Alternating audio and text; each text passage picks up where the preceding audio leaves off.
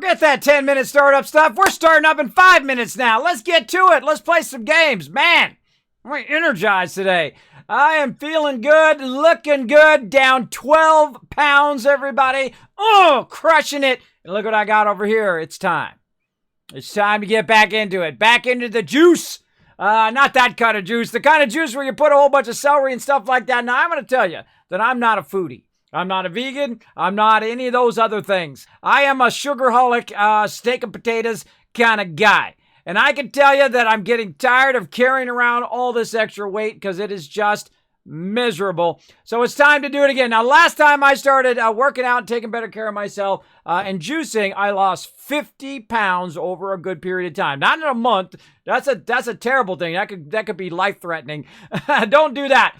Do it over time because, it took you a long time over time to gain it. Best to lose it slowly over time, and then you'll start to feel better and better. But I'm down 12 pounds, ready to go, trying to go for 5 more. So today I'm starting a 30-day juicing. So this is to you guys. Now, this ain't no chocolate shake. This is celery. This is cucumber. This is all that stuff that a lot of us sugar people can't handle. But here we go, baby.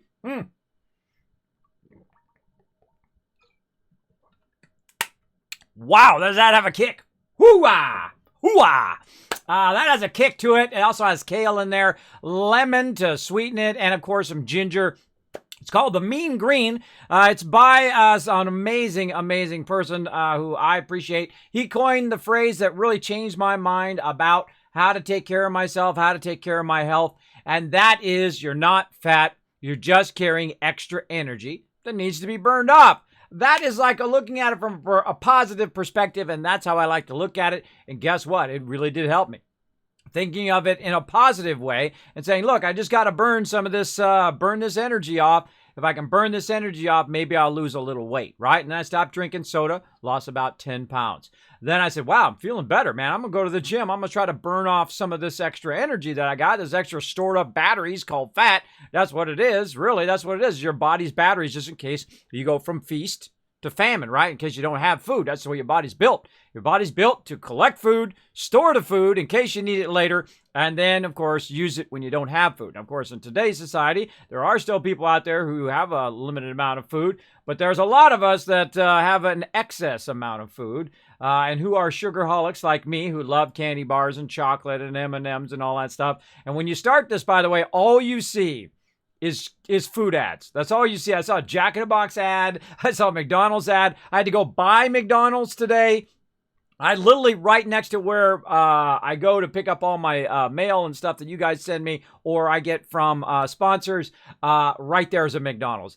And I'm like, nope, not today. We're going to go and juice. I was very proud of myself, by the way. I forgot the cucumbers. I came home. I got everything ready. I got the juicer out. I did all that. I cleaned it all. I got the thing and I got it all set up and all of that. I didn't do camera and all of that like I did before. If you want to see those videos of me juicing and making the juice before, you can go see my older videos on that, my IRL videos on the YouTubes. I'll show you that right there. Bam! But what I did today is I cut it all up in it. I was like, uh-oh, I forgot the cucumbers. Now, I'll let you know that I rarely ever go to the store. My wife is the person who goes to the store. She is the person who knows about food. I know nearly nothing. I said, oh, I'll get around to it. Right? And then 5 years goes by. Oh, I get around to it. Another 5 years. Another 5 years. Another 5. 25 years goes by. Never get around to really understanding about food. I grew up in the junk food era. That's all we used to eat all the time. Junk food. And then when I got really, really poor, when I was, my 17, 18 stage, I would just eat nothing but macaroni and cheese. That's all I could afford, right? And a lot of people, they go top ramen or macaroni and cheese. Me, it was macaroni and cheese. So I would have nothing but macaroni and cheese when I was young. And then all of a sudden, also, I got a great job. I had lots of money. And still, I wouldn't even think about eating. I go the whole day and go, did I eat today? Because I'd be so busy working, right? And you're young and you're going to the gym and you're working out and you're hanging out with all your friends and you're surfing and you're hanging out at the pool, you're sea-doing, you're boating, you're doing all those activities all day, every day. That was pretty much my youth. And you're partying and you're having a good time, right? You're living your life when you're young. and you're in fantastic shape. Well, as you get older, you find that special someone, you're going out to eat, to relax, and do all of that stuff, and you start eating bigger and bigger meals. You start getting the 4x4 over at In-N-Out Burger. You're starting to have more pie and less food, and you're having the big gigantic sundae instead of a more reasonable Saul sundae and stuff like that. And of course, as you get older, your metabolism slows down as well. I'm literally surprised I'm not 600 pounds with basically the terrible food that I've eaten. I've eaten enough bad food to kill a rhino, I'm telling you. I have eaten some bad food. I've had a good run when it comes to that, but I am tired of being ill all the time. I'm tired of being weighed down. So everything I do, I got this extra 50 pounds I got to carry around like a backpack of weight that I don't really want to. I don't want to carry it around anymore. I want to get out there and get it done. Now, of course, when you get, as high level as I am in real life, you also start to lose strength too. And that's the real scary thing. Like, at some point, I was getting so ill that I could not even open doorknobs. That's really scary. That would you get that weak, right? And that's why I got to constantly also go to the gym to keep that strength up as well. It's not like I'm going to go there and, I'm going to get totally swole. Not that I still don't got it right here. So I do this all the time. I push this up like this, and then I go, wait a minute, kids. No, that's the real deal right there, baby. That's the real deal. I'm still rocking them guns. Believe me, still rocking them guns. But I'm not going to go get swole or super huge or anything like that. That's not my goal. My goal is to stay strong so I don't get stuck in a situation where I'm stuck in the bed, because I've been there, and I'm telling you, it's a terrible place to be there. I'm telling you, it's a terrible place to be stuck in the bed. That's where I was 5 years ago. Sleep apnea, vertigo knocked me down. I couldn't go anywhere, couldn't do anything. I had to step down from my epic job at Apple, where I work from home, by the way. I work from home for one of the top companies in the world. And I loved it, man. I work with some of the top people all over the planet. I mean, amazing, amazing, amazing.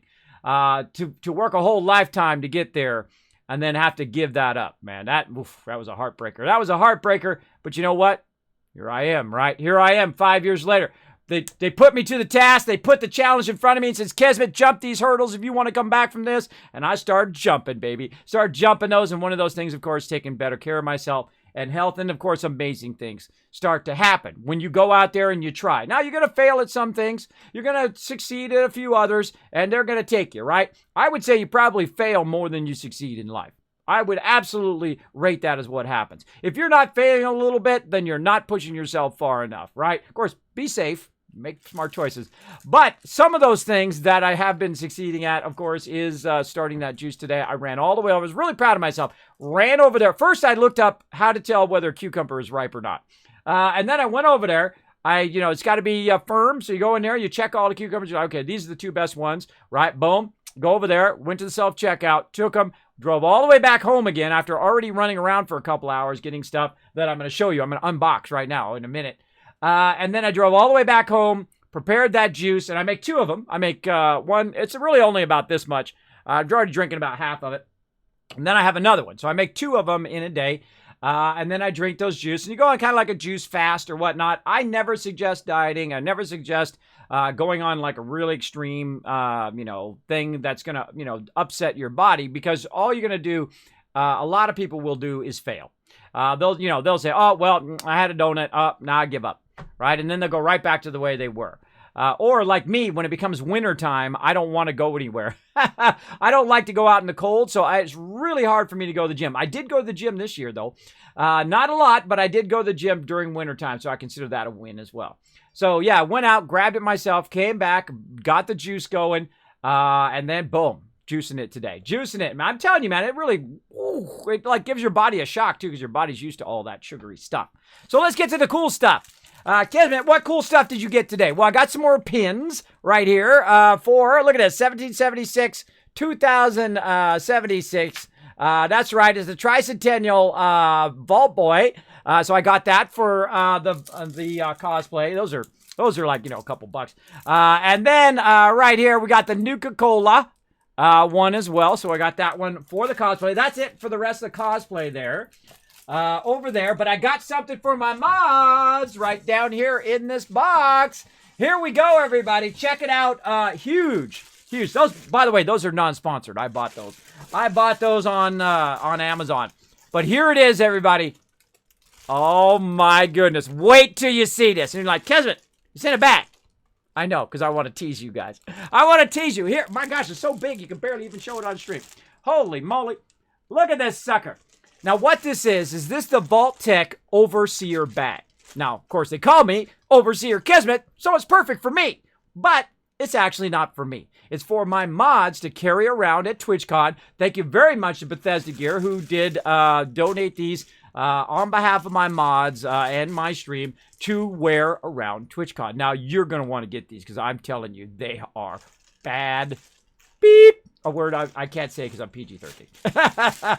They are amazing. I opened them up and I went, oh my goodness, look at them suckers. All right, listen, you ready? Here we go. Come on, let's quit teasing, Kismet. Oh my goodness. Now look at this, everybody. This, check it out. Oh my gosh. This is exceptionally well done. If you are looking for an epic Fallout bag, bro, oh my gosh, beeline over there and snag that up. This is leather right here. It's actually etched into the leather itself. Oh, it's so soft and wonderful. Oh my goodness. Look at that. And of course, it's got the belts, but the belts actually unsnap. They're like a snap there, right? And then we got the one over on this side that we unsnap. And I haven't looked inside yet. Oh, there's more snaps. There's more snaps up here. So I'm going to unsnap those and take a look inside. Now, I'm doing this for the first time on stream. Oh my gosh, that leather is so nice, man. Wow. And as you can see, it's got a zipper along the top. And it's got two little, oh man, look at that. It's got two little bags in the front. That's so cool. Now, I did check with TwitchCon to make sure that I can take this into TwitchCon. They gave me the specs, and it's within specs, but they still haven't got back to me and said, yes, it's okay. But you know what? Such is the way it goes. All right, so we're going to unzip the top, which you saw me do there. Oh, wow. Look at all the stuff inside. Oh, cool. It comes with a belt that goes with it, which is what my mods will use. They'll sling it over and be carrying around. Now, my mods will be carrying this around TwitchCon. So if you see somebody with these bags, you know it's probably one of my mods. Of course, they'll be wearing the yellow fedora. Also, I got their mod shirts on the way.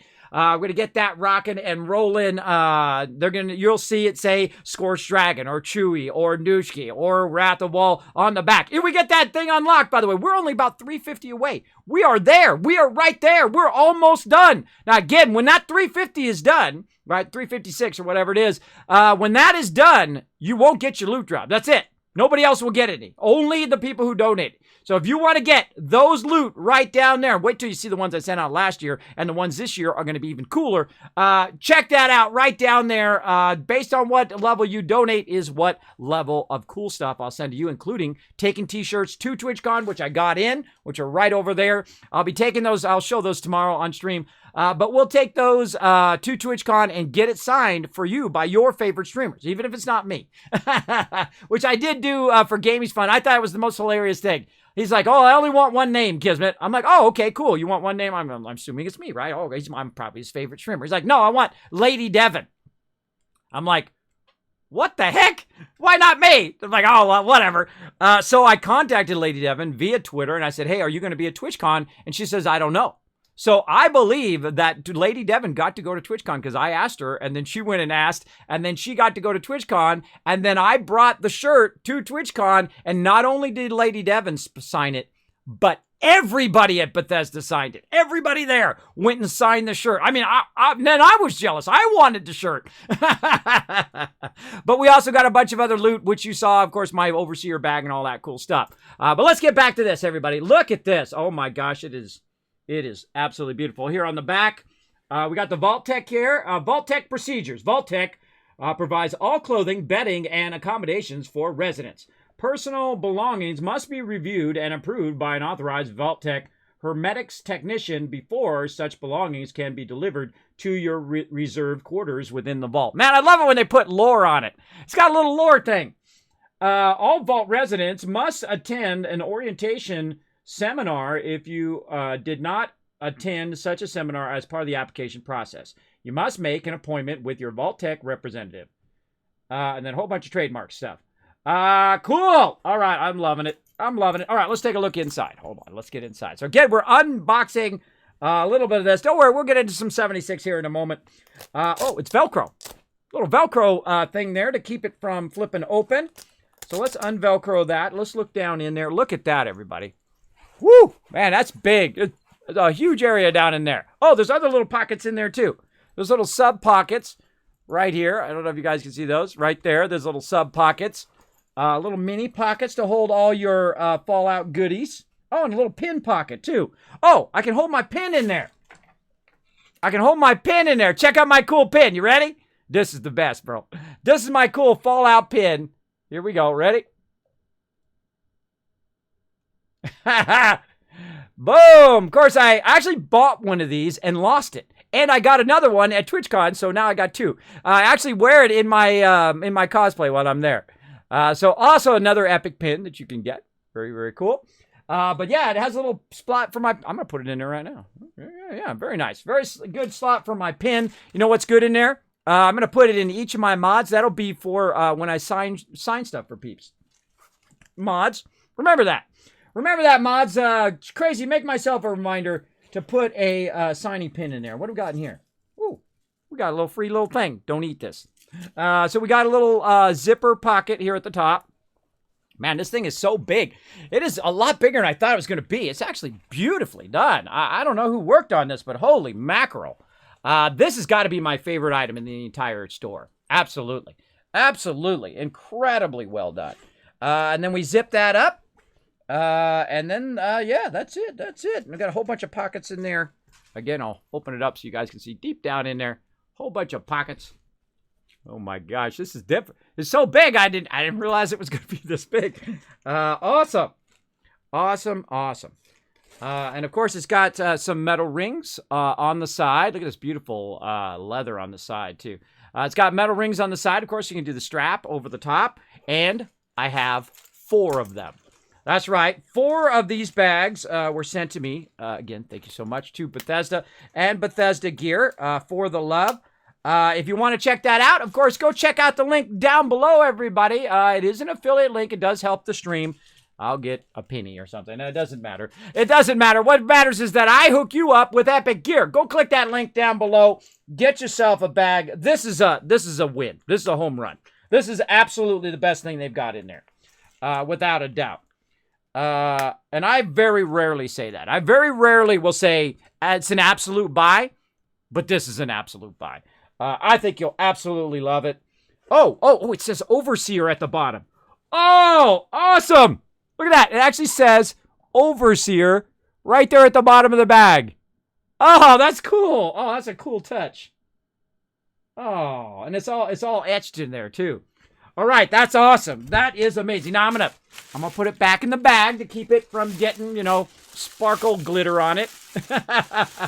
It's not dog hair. It's corgi glitter. My wife actually has a shirt that says that. It's not dog hair. It's corgi glitter. So go check that out. Thank you very much again, Bethesda Gear, for that. I have a whole box full of them down here. For my mods, I'll be sending those out to TwitchCon as well. I'll probably hand carry those and hand carry your guys' shirts to TwitchCon as well. And get those over there, and then, of course, get it all signed and do all of that. Thank you so much. Again, this is because of you guys. This is because of you guys coming in my stream. Look at my face getting skinnier. See, that's where it comes out first. It comes out of my face first. My face is getting skinnier. I can see it already. I saw a picture of myself, by the way. A friend of mine sent me a picture of myself about 6 or 7 years ago. And oh my gosh, my face was just absolutely round. Maybe it was like 10 years ago.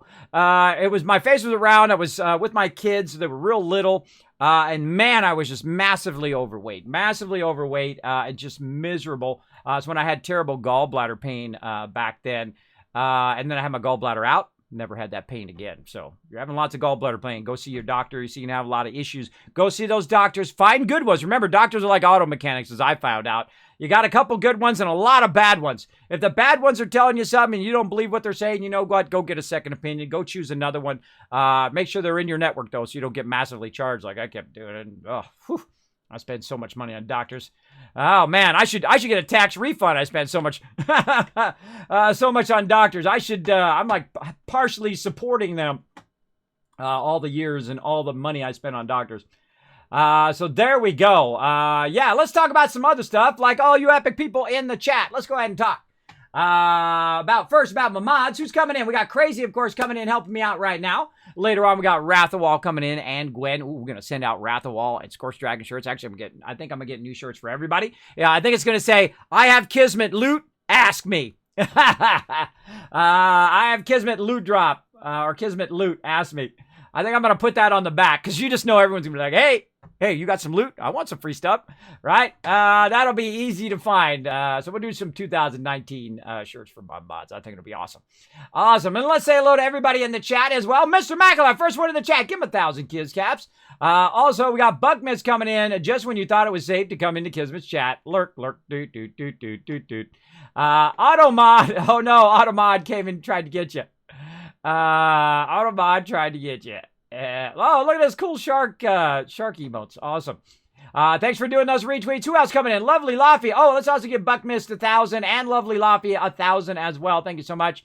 Buckmist says, Kismet can now keep me entertained while working at this maintenance gone long at work because frazzing database server and why install window updates. Oh, no! Not the night of technical mayhem. Sorry to hear that, bro. Sorry to hear that, that you got to deal with, Windows. Man, Windows is like the worst. It's like a patchwork of fail. It's the worst. But you know what? It's what you got to use if you want a game, if you want to, customize it, make your own machine. So there you go. For me, I don't really care. Just annoying that you have to fix it all the time. Mr. McAuliffe coming in with the host as well. Thank you so much. Good morning, Kismet and gang. Good morning, Very Perry Bomb. Thanks for being here. Geeson coming in saying hello. Hello, fellow tycoons. Oh, I love when people say that in the chat. We're going to have some fun tonight. Of course, we're going to play a little bit of 76. We're going to run around. We're going to, just get our character all ready to go. Maybe get a little bit of cash. Try to get a bunch of cash here so we can buy a bunch of ammo. We'll run around, try to get stocked up for our future raids. We'll get a bit of that going on. And of course, we're going to play some No Man's Sky. Let's see. But is it worth the price? Let's see. What are you talking about? Hey, solid M socks. Cool. Did you know I had custom socks done last year for TwitchCon? Yeah, I actually had custom socks done, Kismet socks. It was pretty cool. I gave them away, too. I gave them away at the show. I forget who got them, though. I should have took a picture of everybody who got the loot. This year, I got to try to remember to do that. Another reminder there, Crazy. Make sure that you note also that you put it in Kiz reminders in the mod chat so that I know it was done as well. Put in there to take a picture of everybody who wins the loot at TwitchCon. Now, of course, I got more loot on the way from the Bethesda gear to give to you at TwitchCon. So make sure to be there for the meet and greet because I'm going to be giving you guys tons of loot while you're there. So there we go.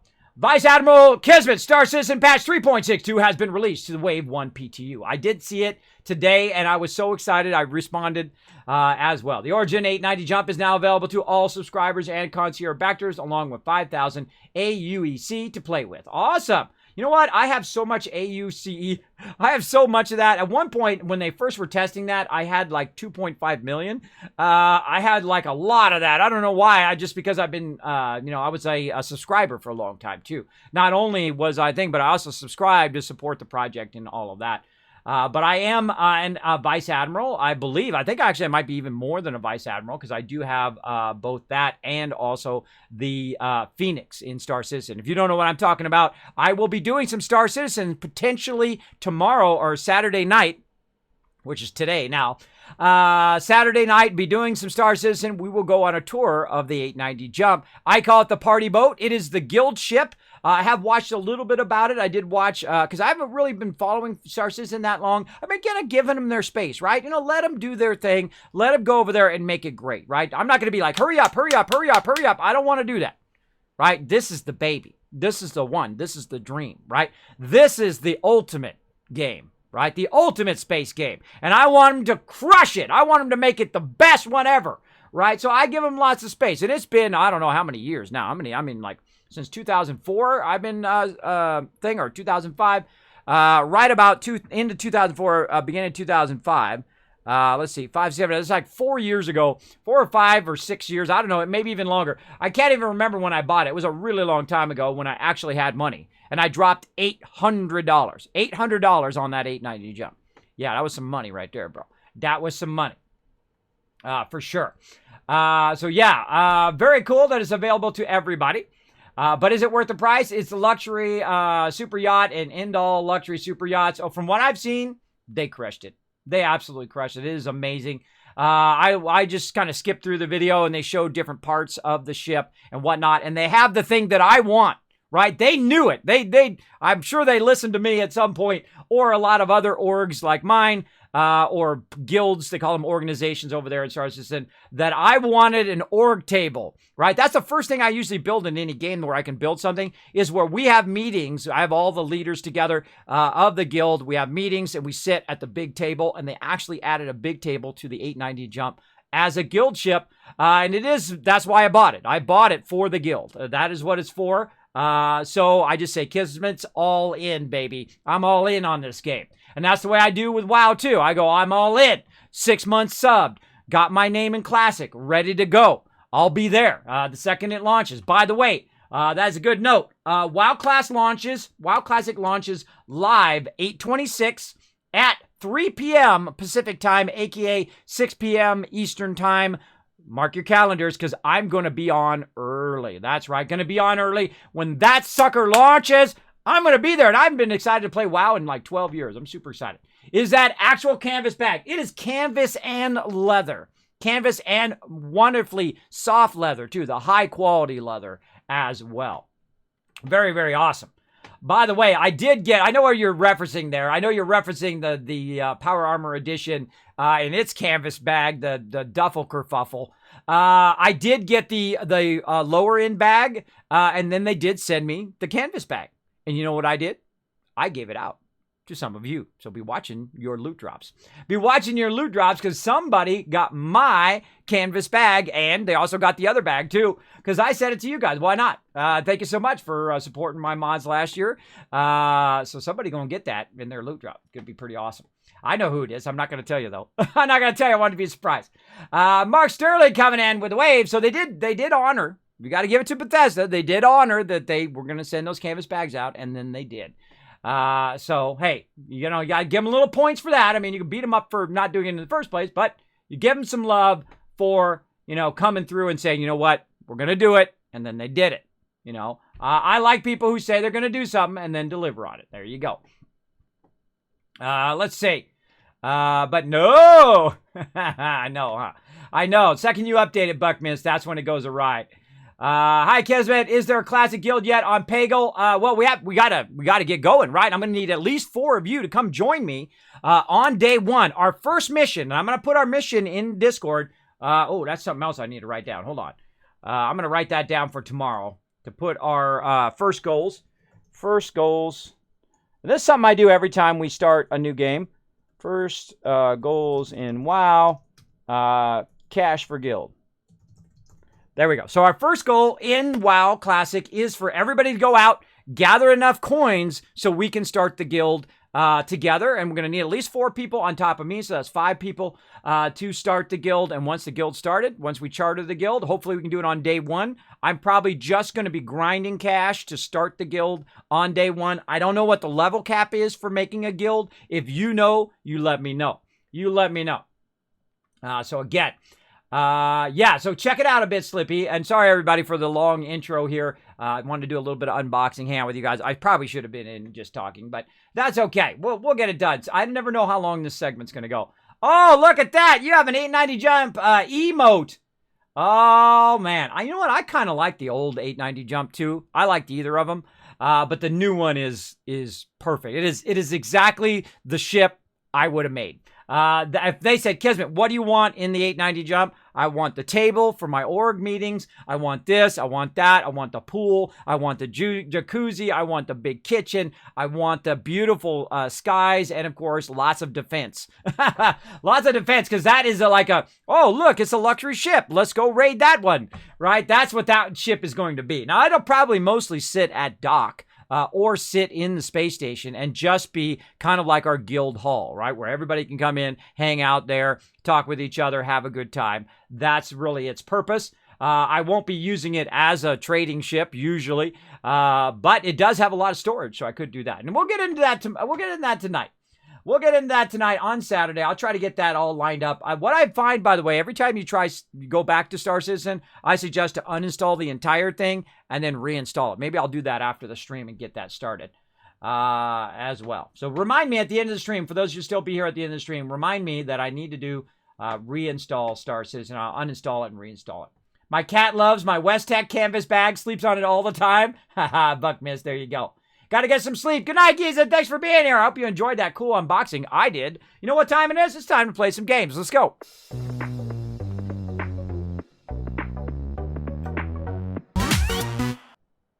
Here's to not being overweight and feeling miserable all the time. Let's go, everybody. Oh!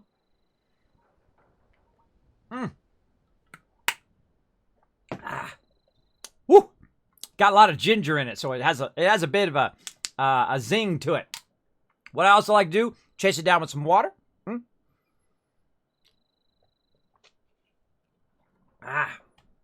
Very, very good. The water. The water's good. The other one is, it's not a chocolate shake is all I'm saying.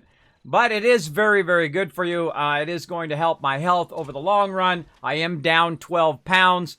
I am rocking it, feeling better than ever. Can you believe 81 days in a row? 81 days in a row I've streamed.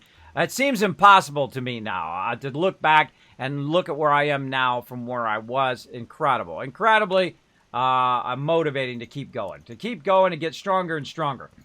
Let's go. Let's have some food in here as well. Oh, actually, let's get our crafting perks on here. Let's go ahead and make some bonus food for our character. Let's YOLO this baby. Now, I got to drink that before it gets cold. I mean, before it gets warm, too, while it's still cold.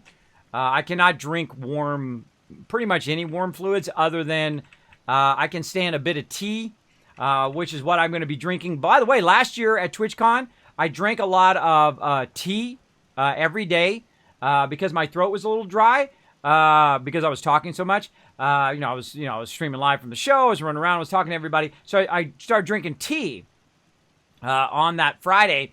And then I drank it every day, and I missed the con cred.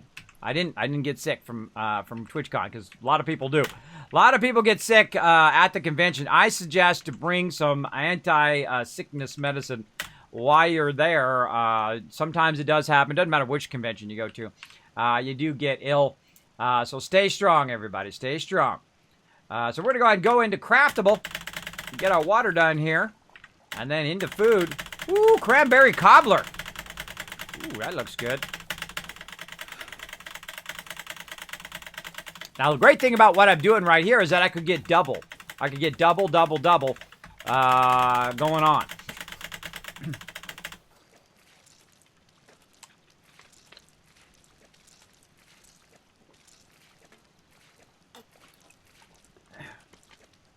There we go.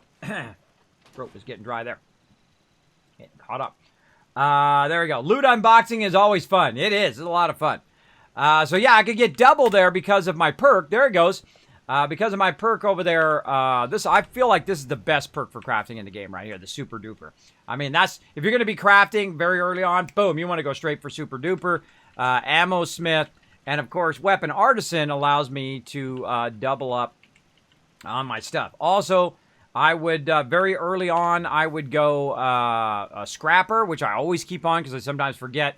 And then, of course, over here, I mean, you can make cash. And we're going to go run around. We're going to make some cash today. I'm going to show you a bit of Kismet Cash Run. So how you guys can get the dollar bills up in here. And that is Green Thumb right here. Green Thumb is one of the easiest ways to make cash in this game. And I'm going to show you here in a bit. So let's go ahead and repair our weapon. We went through I think it was about 5 to 10 different repair things. Oh, it's already repaired. Because of running through the standard mode. And we even 3-manned the end of standard mode, Vault 94. I felt like that was like a crowning achievement of my crew. I'm so bummed that Jeff didn't get to be part of it.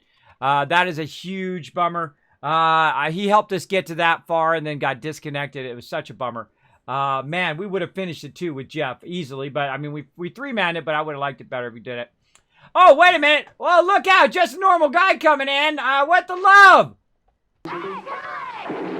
with the dono. Hey, sorry I missed that. They're just a normal guy. You know, if you want to donate, by the way, best thing to do is come in and do it while I'm in this screen because it doesn't play on the main screen because while I'm talking. Thank you, Just Normal Guy, for that $20 dono on behalf of my mods. Thank you so much for inching us a little bit closer. Of course, make sure you let me know. Do you want to opt in or opt out of your loot drop? Contact me here on Twitch Whisper or contact me on Discord and let me know if you want to opt in or opt out, or just let me know in the chat. If you want to opt out, just let me know in the chat. My mods will make a note in there as well. And thank you so much also for the biddies. Thank you so much for bringing in that biddy love as well. Know that all donations are going toward my mods. We're so close. We're about 50% there, about $350 to go. Once we unlock that, my mods will actually have a place to stay. And they'll stop being worried about it, and I'll stop being worried about it. I've been worried about it all this time, whether we're going to have enough time to unlock that goal. And we'll see. Thanks to the outpouring of love from all of you. Again, and of course, my mods will walk around, collect TwitchCon loot, and of course, we'll send it to you guys, as well as I'll be giving you extra loot as well. And also, you're not going to get the loot drop that I give out at TwitchCon. Now, I have certain requirements that I have to meet at TwitchCon that I can't give out the really cool stuff that I wanted to give out last year. They actually changed it in the middle of getting a bunch of stuff done for loot drops. They changed all the specs and they said, oh, well, no, now you got to have a smaller bag. Now you can only do this. It has to be see-through and all of that. So I had to go and redo the whole entire thing over again. And those are much smaller loot drops. If you donate, you get the much bigger loot drops and the high quality ones, including something super special that I work very, very hard on. The last one I ended up had to do it myself. I tried to hire people to do it, but they're just a bunch of flakes. That's the best way I can explain it. They're just like, okay, Kismet, we'll take care of it, and then never do. But now I got people who are the best, top-notch people on it that I know I can rely on. Say, look, loot drops 2019, on it, Kismet. They're already on it. I'm not going to wait till the end of the year. They're already working on it now. That's how you do. All right, let's get rid of some of these extra legendaries. Boom. Boom. Oh, look at that one. That one's not bad, but I'm not big much of the railgun. Mutants Ultrasight Gatling Laser. Ooh, that's a nice one. And, of course, a 3-star... Man, we were raking in the legendaries running through 94 there. Look at that. That's just the legendaries I haven't even... those are just the ones I got from last night, let alone all the ones I still have to get rid of out of my stash. And this is why I try to log in every day, even if I'm not going to play a lot of 76, is I try to log in just to get rid of all these legendaries. I mean, this is a lot of legendaries to micromanage. We're going to keep that cryo later. We're going to try that on the Scorch Beast Queen at some point. I feel like this is it. I feel like I'm going to do one more, and that'll be it. What are we at? 52. Yeah, one more is all I can do. Now, this is a great problem to have. It's a great problem to have too many legendaries that you can't get rid of. So we're going to go in here. I'm going to put these back because there's nothing we can do today. So we'll have to come back again tomorrow and get rid of more legendaries. And that's a good problem to have. You want that problem. You want that big time. Now, we also cooked up a bunch of food. So let's go ahead and use some of this food for our guy here. We're going to go ahead and get him going on. We're going to have some grilled rad roach, mutant hound thing there. Use up our purified water. Wow, look at all that Mirelurk meat. All right, we're 100% there. We're 100%. Now, we're going to just work on caps. So first, we're doing legendary. And if you log in just to do this, right, this is what I suggest to do every day, to log in to do this because there's a limit every day, right? We're going to mute those vendors. So there's a limit to what you can do every day. So if you log in, you might just log in for a little bit, get rid of all this excess stuff, right? Like we're going to get rid of this Urban Scout armor. Nice. And right now we're going to work on caps. And the reason why we're going to work on caps is because we're going to need a lot of ammo. And we're going to need a lot of stem packs. So we're going to start needing to be kind of focusing on that as well. And I really like the idea of keeping the high-end stem packs. I only got 4 stem packs. That's how many stem packs I got to my name now. 4 stem packs. We want to keep those stem packs up. And I kind of feel like we want to use those higher end stem packs, I forget who it was who said that in the chat, who used the high end stem packs and keeps the low, the medium or the normal stem packs for rezzing people. And I literally used over 100 stem packs in running that instance. So right now we're at 2394 in caps, and we're going to see what we can do. We just got about 1,400 there in just what we traded. And let's see, we want to get rid of our notes. We have a whole bunch of junk here. You know what? Let's just get rid of all the stuff that we don't have tagged for search, right? Let's go ahead and make a little bit of money here on circuits. Let's go fiberglass spool. There we go. Let's get rid of this before we break this down. Now, also, you can see that we got some bulk ammo scrap. That's pretty awesome. That is for our thing. Well, hi there, Game Killer. Hey, what's up, buddy? Hey, buddy. Oh, it was great to see Game Killer. Game Killer, one of my epic mods here, hanging out with me in the wasteland. We're just going to be chilling the wasteland just a little bit, Game Killer. And then we can go over here. We can scrap stuff. Right? We say 2 to scrap everything, but I don't want to scrap this. I feel like if I scrap this, it will actually become heavier weight than 0.25. So I'm actually going to leave those bulked like that. And I hope I get a lot of those. And then I can use those, of course, when I'm crafting. And I actually feel like that's what they should go to. They should take the plastic requirement out of bulking, which I've said many times. They should take the plastic requirement out of bulking and then let us, combine it so it weighs less. I feel like that was probably the reason why your stash is so full. Like right now, I'm going to take everything out of my stash. Take all, Bethesda. Take all, bro. Super speed. Woo. All right. Now, the reason why I'm going to take it out of there is just to make sure that I can break it down. Now, watch my thing over here. 350 is what I'm currently at. Scrap it. Well, I got 1 point back. That's fine. And then we'll go in here and we'll transfer it back in. So that's 1 extra point I can put in my stash. Now another thing I could go through is I could go through and thin out a lot of this, like bone shards. I'm just going to go ahead and hit up the big ones today. Concrete scrap. I definitely don't need that much. Adhesive. Do not touch that ever.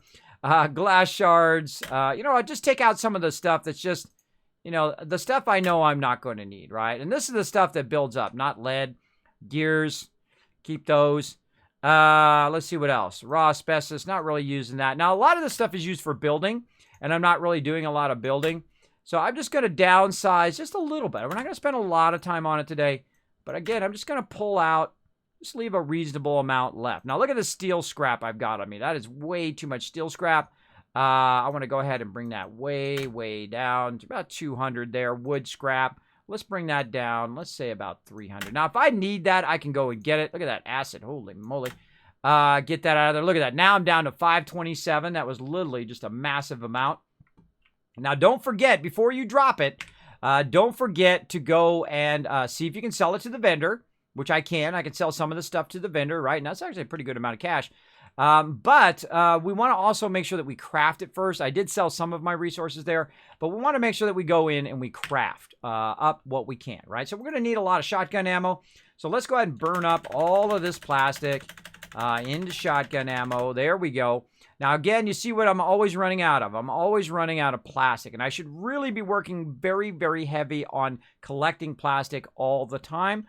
But we'll get to that. We'll get to that at some point. Right now, we're just going to go with that. Now, also, notice that I got double the ammo because I had the perk on over here, the super duper, right? You want to have that on all the time when you're crafting because it affects everything that you're crafting. All right, then we'll go in here. We'll go ahead and sell what we can, even though notice that it's actually broken down to its base component, and the base component can be sold in this particular case. So there we go. That's 186 caps right there. And right here, we've got 84 caps. Awesome. Now, we're gonna have a whole bunch of extra stuff. Oh, well, we dropped some stuff there. A whole bunch of extra stuff here. Someone dropped. That was nice of them. Oh, tumblers today. Well, I might take that. I'm saving magazines now. And I'm going to go ahead and just offload all this extra ammo that I don't need. Right over here. Since Game Killer's here, maybe he'll have something that he can use on his thing. There we go. And then also I will go ahead and get rid of some of that junk that I don't need, right? There's a whole bunch. Look at all that. What? Wait a minute. What's my lead in there? No lead. That lead out of there. And drop all of this stuff in there as well. And there we go. Tons of loot for some lucky person who's going to come along. Unless the server crashes, then it's all going to be lost. But there we go. We're going to hit T to drop that in there, and now we're looking good. We got some plans we can put in there, too. Some lucky person's going to come along, and they're going to get some sweet, sweet loot over here. There we go. I'll put all that in there, and then, of course, we've been running around doing the lore and running around and reading a lot of stuff. So, of course, we've gotten some notes. Let's go ahead and put those notes away so we don't get them confused. The reason why I keep the notes off of me is if I pick something up and I'm like, oh, I missed what the name of it was, it's easier to find what it is in there. Same thing with holotapes here. The only holotape I keep on me is a missile silo for when we launch. And then if I have any other ones, I read those and then, of course, get rid of those. Do we have any mods? Do we have any ammo hiding in here? We do. We got some shotgun in there. We got plenty of shotgun there. Ultrasight shotgun ammo. I feel like I should go ultrasight at some point, too. Have a second shotgun that's ultrasight. That would be awesome. Let's see. Let's see what else we got. Oh, we got a whole bunch of spoiled fruit and vegetables on us here. Now, that stuff, I don't mix in with that because most people don't want that. You get a lot of that. You can turn it into fertilizer if you want, but me, I just drop it to get us down. Oh, look at that. 177 now. Oof. Oof. So imagine how much loot we could go pick up now. That's the first thing I think of. The second I get rid of everything, I think, I'm going to go pick up some more loot.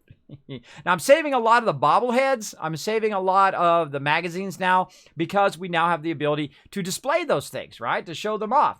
And I'm going to take a look at that here in just a bit. So we're going to explore a lot of the patch 12 stuff that we haven't gotten to yet. Of course, we've been out having lots of fun doing the stuff there. Oh, look at those raw crystal and stuff. Oh, yeah, that's right. That's from when we went into that, when we went into those caves and we discovered, oh, I forgot.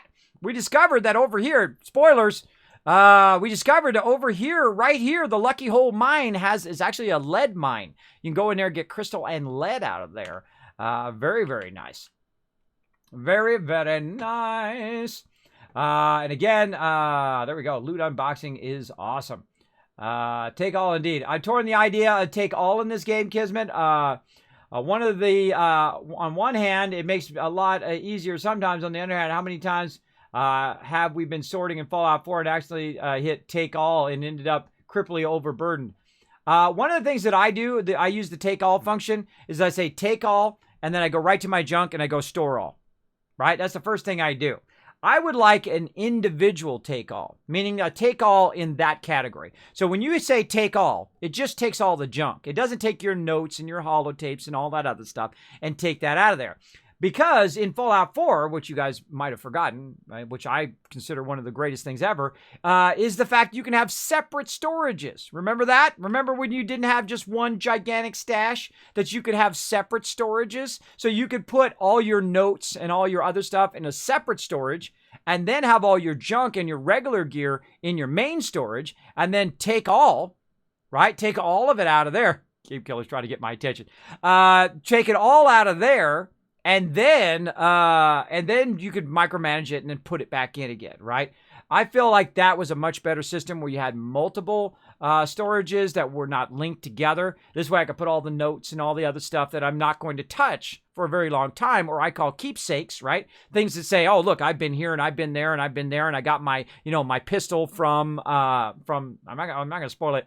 You get your pistol from a certain person in Fallout 4. You got the outfit from Kate, or you got the outfit from so-and-so, and you want to put those away, or you got a special jacket or a special hat or whatever it was that is unique. It's only one of them in the game as you play through. So you want to, of course, put your uniques away as well. And you don't want to be taking that in and out of there all the time. That was an incredibly great mechanic. It really did help when you're micromanaging your stuff. But now you don't have that ability. So if you're going to put it all in one stash, it's got to have the ability to say, take all, just the junk, right? So the option for take all down there will only pull the junk out. And then, of course, you could do what I did, and that's it, scrap it all to make sure, see if you're getting any extra space, which I did get a little bit of extra space. I suggest to do that every now and again, by the way. Take everything out of your storage and put it back in. I actually had it the other day. I think it was about a month ago. I took everything out. I scrapped it. I put everything back in, and I literally gained about 20. I gained about 20 points by scrapping and putting everything back in because the weight level had gotten messed up. Right? Because it'd been in there since like the beginning of the game. So I suggest take everything out, Make sure to be at a nice, safe place. And then put everything right back in again. But make sure that you do that as well. Oh, molded plastic. Oh, I'm not going to turn that down. Thank you so much, Gabe Killer. Appreciate it. Appreciate that love. In fact, I think I'm going to make some more ammo with it instead of carrying it around. Let's make some more while we're thinking about it. Thank you so much to Gabe Killer. Now, at the beginning of the game, I don't like to be fast-tracked, but at this point in game, this is teamwork stuff. Now we're in the teamwork part of the game, I feel. Once you hit level 50, you go into teamwork mode. I save ammo for him. He gives me plastic, maybe some shotgun shells, whatever he finds in the wasteland. I try to save ammo for my crew and give it to them so they don't have to make it as well, and so on. And of course, that's the fun part. That's the fun part of the game, right? Is that balance. Now, I'm not going to probably use all of this ammo today, so let's go ahead and downsize that. I'm not going to be using this for sure. That's not even going to be using that much. Let's say about that much. And downsize all that stuff. And then, of course, now look at this. We're at 114 out of 335. So we have a lot of loot. And I'm not even in my power armor yet, which is going to give me 395 because I have the legs on each of them. Allows me to carry more in my XO1 armor. Pretty awesome. Hey, kids. What's up, Sam? Thanks for being here, buddy. I got a responder vendor bot on Kismet server. If anyone wants to check his goods. Vault north of 76 at Lady Janet's soft serve. Really where? Where's it at? Oh, right here. Shadow Shops Camp. Ooh, all right. Well, come check it out. What you got over there? Oh, you got some junk. You got a lot of plans. Ooh. Let's go check it out, everybody. Hey, you got suggestions? If you come into the Wasteland and you're on my server or you're on a server, add me as friend, and then I will come and I will patronize your camp. The reason why is because I would rather further the Wasteland Tycoons than some random strangers, though I don't mind helping random strangers as well. But I don't mind going and, spending those caps because I am the Wasteland Tycoon, so I'm going to make millions, billions, even trillions of caps in this game over time. But, not all in the same day. Over time, and I will spend them on your camp, so you'll have lots of cash too. So great way to make that cash. Oh, wow, look at this. Oh, wow. Nicely done vendor area. GG. Look at this. Beautifully done. All right, let's go. Let's check the first one here, everybody. Let's see what we got. Holy moly, look at all these beautiful things in here. Look at all these beautiful weapons. I'm looking for shotguns. Too bad I can't just sort it by shotguns. Oh, look at this cool alien blaster. Neato. Now, I'm always looking for 3 stars at the level I'm at. Oh, look at that 3-star Gatling plasma right there. Ooh, that's totally worth 5K right there. Increases after each consecutive hit on the same target. Now, that one would be really, really fantastic on the s.p.e.c.i.a.l right there. Very nice one. Right here, it's a 2-star. Again, I only look at the 3 stars. I wish there was a way to sort it by 3 stars. Is there a way to sort it by 3-star damage? I guess by value, RNG, and account by value. There we go. Oh, the bloodied, look at that. There's a bloodied Gauss rifle in there. Very nice. A bloodied ultrasight Gatling laser. Woo, mama. Look at those. Yeah, I'm liking this Furious Gatling plasma right there. Again, I feel like that would be really good versus the s.p.e.c.i.a.l. And again, you know what I should do? I should get that perk that tells me what the weaknesses of the s.p.e.c.i.a.l is. We might have to do that. You know what? I'm going to make a note of that in my settlement overseer. Hold on. Let's make a note of that so I don't forget. Get perk that shows weaknesses of mobs. There we go. Make a note of that. Make a note of that, sucker. Yeah, some good stuff in there, everybody. Go check those out right there. Some sweet weapons in that one. Get yourself geared up. And again, I think the player vending is the absolute home run of the additions to the game. Of course, the perk system, home run number 1. The sound, home run number 2. And of course, the legendary trade out vendor, another home run. And of course, this is another home run in game, the personal vendor that everybody in the game can have. Again, incredibly well done. Incredibly well done. Look at all this armor in here. Now, see, I use a lot of power armor. Look at this. Boltzer's Wood right arm. Why is it so expensive? Let's see. +1 luck. Gains damage to lower your health and ammo weight reduced by 20%. Oh, there's why it's 10 grand right there. There's why it's 10 grand, and I'd say it's probably worth it if you have a lot of problem with ammo weight. especially when you're working that high-end stuff. Now, oh, here's what I'm looking for here. I'm looking for some plans. Let's see. Oh, I already got all these plans. Okay, no problem. Nope. Oh, wait, no, there's one right here. Electrified Shepherd's Crook. That's about 1,000. I don't know. I don't know if I need that. Let's go look at the next one. Look at this. Someone's been playing the BG over there. Cool. Cool. I've yet to play the BG. I have not played it. Cuckoo Clock. We got Nuka-Cola Clock. We got Spiked Shepherd's Crook. We got Stable Cobalt Flux in there for sale. Let's just look at the recipes. Oh, those are the only 3 that I can get. I already know all the other ones. Oh, those are all cool. I'm going to buy all of those eventually. But right now, let's see what else. We got lots of Flux. Wow, he's got lots of Flux in there. Very nice. Anything else that I'm looking for? Let's just jump through the categories. Weapons. Nope. All right. Very cool. Well, nothing I'm looking for there. I was looking for some shotgun ammo. I would have definitely bought that for sure. Did I look under ammo on all of these? Let's just double check. Let's just double check.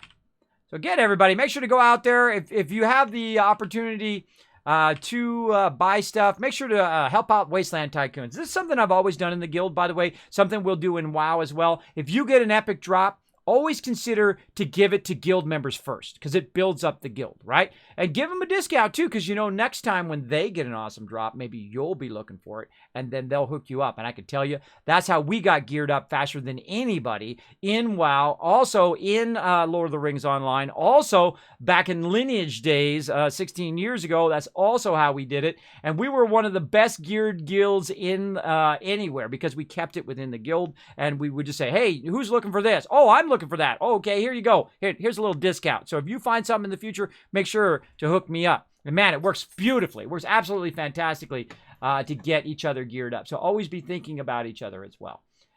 So there we go. Yeah, I'm loving it here. She did a really, really great job on her camp here. So big shout out. Hey, where we're Chip, thanks for being here. No, even more north of that. Oh, okay, we'll go even more north. I'm at JFest on the map, the North Vault of Lady Janet's. Okay, don't worry, we'll get there. Yeah, I'm looking for loot anyway. So yeah, I don't see it there, but I like this vending here, bro. I like this vending. Very nice. Way north of that. This north, that's Game Killer. I don't know what you're talking about. That's the only one I've got. I got Shadow Shop Camp up here. No, that's where Game Killer's up there now. Let's see what Game Killer got. He's got some plans. Oh, and he's got lots of ammo. Let's go patronize his one. Let's go show him some love at his camp. My little teddy bears. Again, see, I like to go to your guys' camp. I like to invest in you guys getting built up stronger and stronger. It makes all the Wasteland Tycoons stronger and stronger. Now, again, if you want to play with me, I do play on PC. Typical. Oh, let's turn the sound back on. Look at this beautiful build. Game Killer. Wow. Did not know you were such an awesome builder. Look at that. Wonderful. Look, he's got it on stilts and everything. He's got his foundations going there. Man, I love to look at other people's builds. I'm telling you. Look how he's got it blocked off with the cement. I still have not got those yet. I got to figure out how to get those. Don't tell me. Don't tell me. I like to figure it out. He's got a nice garden going down there. It's like a little sunk little area there. Very nice. Got some guard posts. Let's go inside. I'm sure he won't mind. We'll go take a look here. I'll try not to open any doors that make me wanted. Got a nice little crafting area in here. Oh, look at this cool globe. Future Tech World Globe. Oh, no. That's where all the nukes dropped.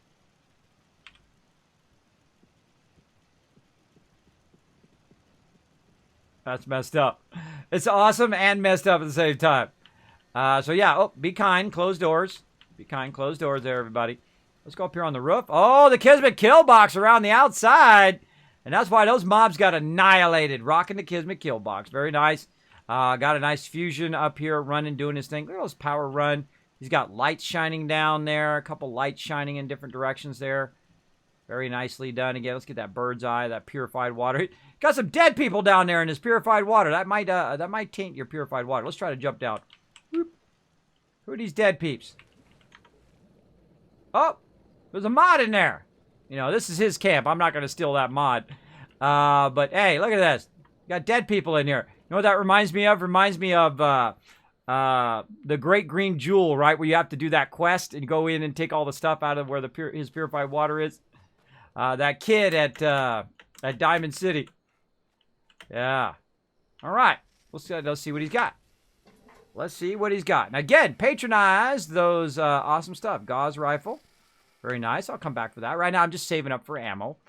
What else we got in here? Let's see. I was going to just do notes, then we'll look at ammo. Anything else I can buy? Nope. Nothing right now. Oh, do we check just ammo in here? Oh, hello. Hello. Oh, no shotgun. I would have bought it in a heartbeat. All right, so looking good. Now, I kind of stopped the player vending because my storage is always so full. So I'm not doing it myself, but I do love to run around and look at other people's stuff as well. Let's see, what do we got over here? We got some plans, a little bit of ammo. I try to, if I'm going to travel there, I like to give myself a high chance to, oh, there we go. There we go. Let's jump over there. So yeah, I'm not sure. It's north of the vault near Lady Janet's. I'm Jesfi on the map. I'm Jay on the map. I didn't even see it. I didn't even see it. I don't know what you're talking about. You're going to have to tell me where it's at. You're going to have to tell me where it's at. All right, just a normal guy. I just saw your whisper there on Twitch. Thank you so much for letting me know.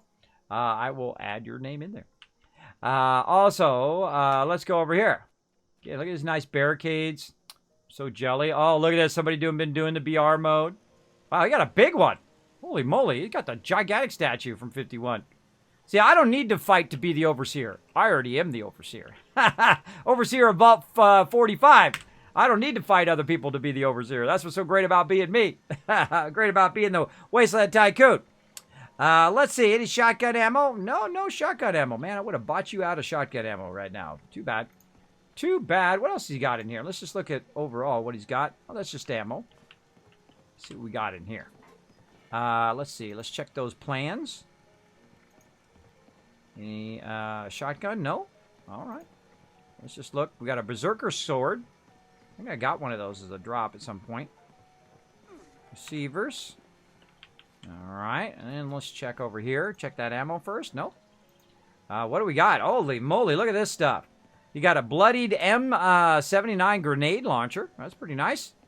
And again, now, if I was really playing this game where I wanted to make lots of cash, I would go around and survey everybody's stuff, right? And see what they're selling stuff for. And get a sense of the market, the going rate for all of this stuff, right? And then, of course, you want to set yourself there. Sometimes you want to set yourself a little higher. If you have something that nobody else has, you want to set yourself a little bit higher. Maybe if there's a whole lot of competition for that particular thing, then you want to set it a little bit lower. For me, though, T60 headlamp purple. Well, that's cool. That's cool. Is that cheap? It's like 60. You know what? Let's get it.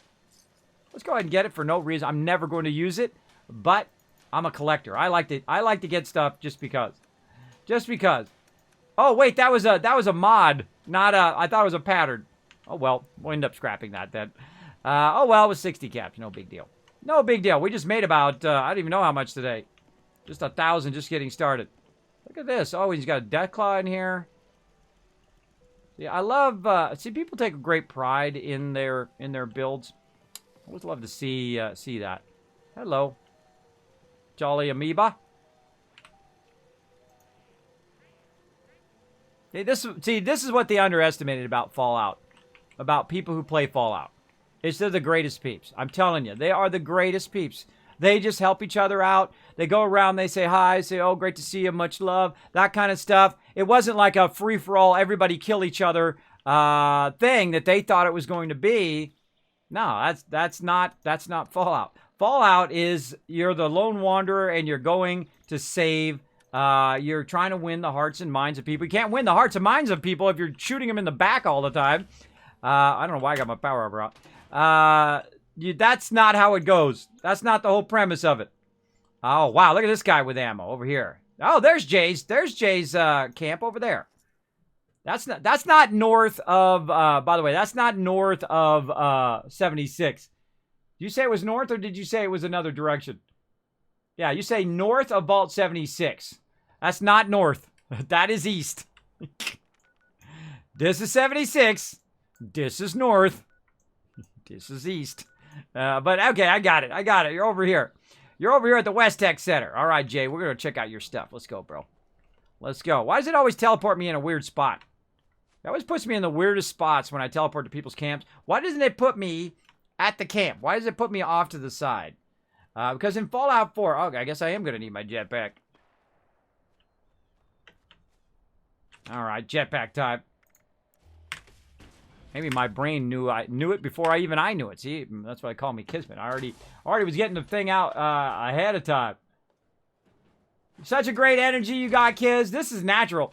I stopped drinking soda. I've just been drinking a little bit of it every now and again. But I have stopped it now. I'm going to go on 30 days. Oh, wait, we got it. Still cold. I can't drink it when it's warm. I got to drink it when it's cold. Hold on. And now we're juicing, baby. This is to you guys. Come on, baby. It doesn't taste that great, just so you know. It tastes like vegetables, but way better than having that 12 pounds I lost.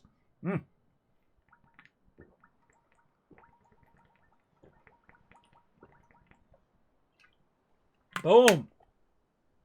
Boom. Ooh. Man, that stuff supercharges you. I'm telling you, man. It's good for you. Woo. Woo. Ah, ginger. Ginger, give me the zing. That's that ginger that kicks in at the end. Gives you a little zing.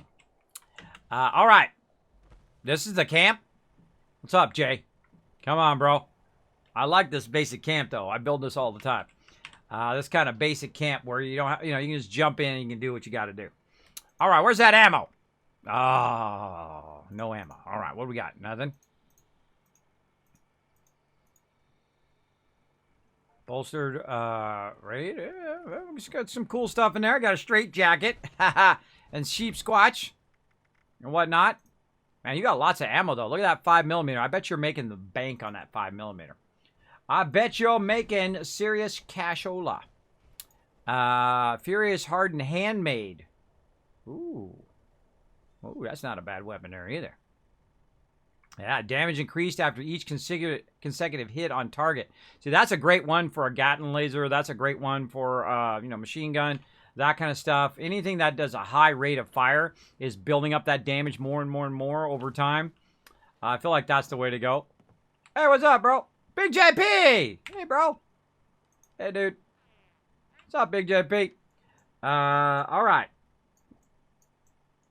So that's where I went. I think it was this one, right? Audrey's camp up there. Oh, he's doing something. So yeah, we're just going around finding trying to find some shotgun shells. So far, not finding much. No ammo down there. No. I guess everybody's offline right now. I don't see too many shops on this server. I guess I could bounce servers. There's Big JP up there. Oh, he's got some ammo. Go see what he's got. Let's go check his camp out. Show him some love. Let's do it. And, of course, we're going to go build up some caps here. I'm going to show you the Kismet money run. I'm going to show you how to be a millionaire in 76 as well as in other games. Now, this one's really freaky. It teleports you downstairs. He's got a really cool base. He got a cool location for his base.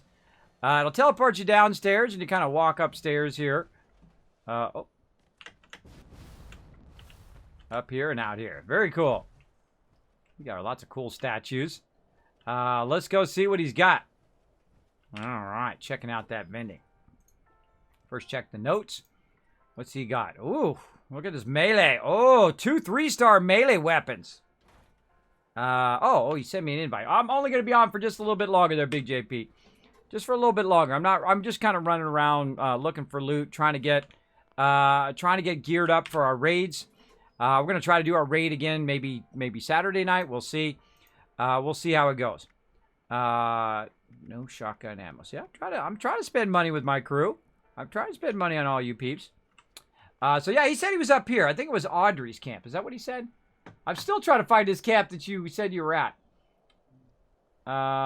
Lady Janet's s.p.e.c.i.a.l. Lady Janet's s.p.e.c.i.a.l. I don't know what you're talking about, bro. Maybe they went offline. Maybe that's what it was. They went offline. I missed it. Oh, well. All right. Well, I tried. All right, I'm on bounce servers. What you do is you say leave world. Now, that's a really cool function. When you say leave world, what it does is it actually tags that server as that you've already been to that server, right? And so when you log back in again, this is one of my favorite features of the game. When you log back in again, it'll most likely put you on a different server so that you have the chance to, one, get away from jerks, and two, also be able to, of course, look for even more loot, right? So it allows you to rotate between servers, which I really, really like. No, it was not my base, the vendor bot, but someone killed him. Oh, you're talking about the vendor bot. Oh, I see. I see what you're saying. Did they ever add a function for private servers like if they had my own gaming services, Gaming Fruit? They said that it's coming sooner than you think. And I told them, I want to be server number 1. I want to be private server number 1. Sign me up. Kismet's going to have server number 1 private server. You come in, you bring it in, and then you guys are welcome to come in. It'll be the Wasteland Tycoon server. That's right, the Wasteland Tycoon 76 server. The second that drops, you know I'll have it. I just like, sign me up now. Charge my card now. Give me that private server. And you know we will. We'll have our own private server. We'll be vended. We'll be helping each other out, grow and whatnot. I might even start a new character just for the private server. We'll see. We'll see how it goes. We'll have lots of fun. Lots of fun for sure. But they did say it's coming sooner than you think. So there we go. Oh, and Buckmiss put that in the chat too. Buckmiss got my back. All right. And we did Vault 94 both in novice mode and in standard mode now. Oh, man, that is a 10 out of 10. That standard mode is 10 out of 10. It is absolutely a home run. Another home run for Bethesda. That's what you got to do. That's what you got to do when you have a rough launch. You got to come back and you got to start hitting those home runs. Home run, home run, home run. The BR mode, I mean, that's cool for some people. Some people love it. I'm sure it's a home run for them. For me, it's not my thing. I want to, in Fallout, I want to go around. I want to explore. I want to hang around with my friends. I want to, have that Fallout adventure, but with friends, right? Like I did with all the other Fallouts, right? But sadly, without all my friends. Sadly, they had to watch me running around. But of course, now this is basically Fallout 4 with friends. So there we go. So they've been crushing it. They've been hitting some home runs left and right, and that's what you got to do. That's what No Man's Sky did. That's what Sea of Thieves has done, is just start hitting those home runs. Boom, boom, boom. Basically, by the way, that's how Fortnite did too. Fortnite actually was a fail. It was a fail game when it first came out. A lot of people played it, and then they kind of stopped playing it. It was a tower defense game where you built up this whole thing where you defended it and whatnot. And then they went BR mode, which is probably their best thing because they have all the style of play. They have a lot of great gunplay and all of that other stuff. That really makes it fun. And then you make a game that's fun. People are going to play it. I know, crazy thought, right? And you don't monetize the heck out of it. You don't make it pay to win. None of that stuff. You can monetize it a bit. You got to make money to stay in business. There's nothing wrong with making money to stay in business. Nothing wrong with making money as a streamer. There ain't nothing wrong with making money as an artist or whatever, right? You don't do things for free, then you can't do anything because you have no way of paying for the things that, like your lights and things like that, you have to keep on, right? There's nothing wrong with any of that. What's wrong with that is when you egregiously screw people over. That's when it starts going wrong. That's when it starts going wrong. Like, some of these games that are up there and that they're just nothing but pay to win, right? They're pay to win. You go and you buy your way to buy the whatever character is the most powerful, and you get all the achievements because you didn't take 6 months to get the achievements. You know what you did? You went in and just paid to win, like in Lord of the Rings Online, right? All these achievements that I had done in game, 6 months of just grinding, and running these high-level instances and doing all this hard work to get these epic mounts and these epic rewards and these epic things. Oh, here you go. Just buy it on the store. Right? That's messed up, bro. Don't do that as a game developer. Do not do it. You do what CD Projekt Red's doing. You over-deliver on your standard package. They're going to give a lot of extra stuff. You say, no, gamers, I'm not going to go exclusive with some random person. I'm going to deliver a great game to you. That's my goal, is to deliver a great game. Not to make lots of money, not to do it, and it's nothing wrong. They're going to make a lot of money on that game. Believe me, they got me to buy it. I know nothing about Cyberpunk. I know zero. But I can't wait to find out. Because if you show the love to gamers, I'm going to show the love to you. And I bought it without a second thought. I'm like, okay, these guys are treating gamers right. Boom, bought it. Just like that. That's how you get my money. That's how you get my money, devs. Make a great game. Be awesome to gamers, right? Don't play those other people's games they keep playing. Don't play those games. Make a great game. And I'll give you slack, too. If you launch a game and it has trouble, and then you say, you know what, sorry, hey, my bad. Here's what we're going to do. We're going to go and we're going to do all of this stuff, right? All of this stuff. Boom, right here. We're going to do all of this, right? Communicate with your players when you make a mistake. Communicate right here. Communicate to your players that this is what we're doing. We're in there. We're gonna go to it. We're gonna make it better. We're gonna fix those bugs, and we're gonna do it. And Bethesda's been rocking that. So, big love, bro. Much love. Big love. There we go. There we go. Let's see. None of us gets upset if you have to buy DLCs, Kismet. That's how I understand your speech, and I agree with that point. Exactly. You come out with DLC, you come out with more content. I bought all the DLC. I mean, I buy a DLC for just about everything. I have no problem with that. But when you make it pay to win, when you say, hey, here's the rewards without any effort, right? That's when you fail. And that's when 300 members left. They're all subscribed, by the way. 300 subscribed members from Lord of the Rings Online left because of that reason. Because it was just like, buy, buy, buy. It just pops up all the time. It still does. You go into that game, it pops up. Buy from the store, sale, sale, sale, sale, sale. And I'm like, I'm trying to play the game. Get this Windows out of my face. I mean, it's really egregious. Really egregious. Now, the game, when it first came out, was not like that. The game is incredibly great. Even today, I would still recommend playing Lord of the Rings Online, playing the base game. I mean, the Shire is beautiful, running around and fishing and building up your character, and all the storylines and everything are really fantastically done. Incredible. Also, the incredible expansion, Mines of Moria, probably one of my best favorite expansions in any game ever. Incredibly well done. And then these other people took it over, and they made it into pay to win. And then they went in. I'm not going to say who it was. I know who it was. And then they made it pay to win, and they made it super grindy. Hey, walk over there and get my stick and walk right back over here. Okay, dude, you can take 5 steps over there and just pick it up yourself. Why do I got to pick it up? You go pick it up, right? They just come out with just fetch quests, right? Fetch quests, or go 3 zones over, talk to this guy. 3 zones over, talk to this guy. This is Lord of the Rings. Why is there not big, gigantic battles? Why am I not in the Battle of Helm's Deep? Why am I not in the battle here? Why am I not battling orcs? Why am I not battling this, that, and the other thing, right? This should have some action, right? Not me talking about somebody's, crops that they put out or whatever, right? It should have some adventure to it, right? Not just sitting and talking and, having a dialogue with everybody every single day. It should have some fun to it. And I think that's my biggest feedback for Lord of the Rings Online. Now, I have not played the latest content, and I know some of my members have, and they enjoy it. So if you enjoy it, you go ahead. I still have a lifetime. In fact, I have 2 lifetime accounts, one for my wife and one for me in Lord of the Rings Online. I still go in there. I still pay the guild hall from all these years. You got to think it's been like 8 years now. I've been paying that guild hall. Still pay the guild hall. Still jump in there. One of these days I'll have to jump in there and show you guys.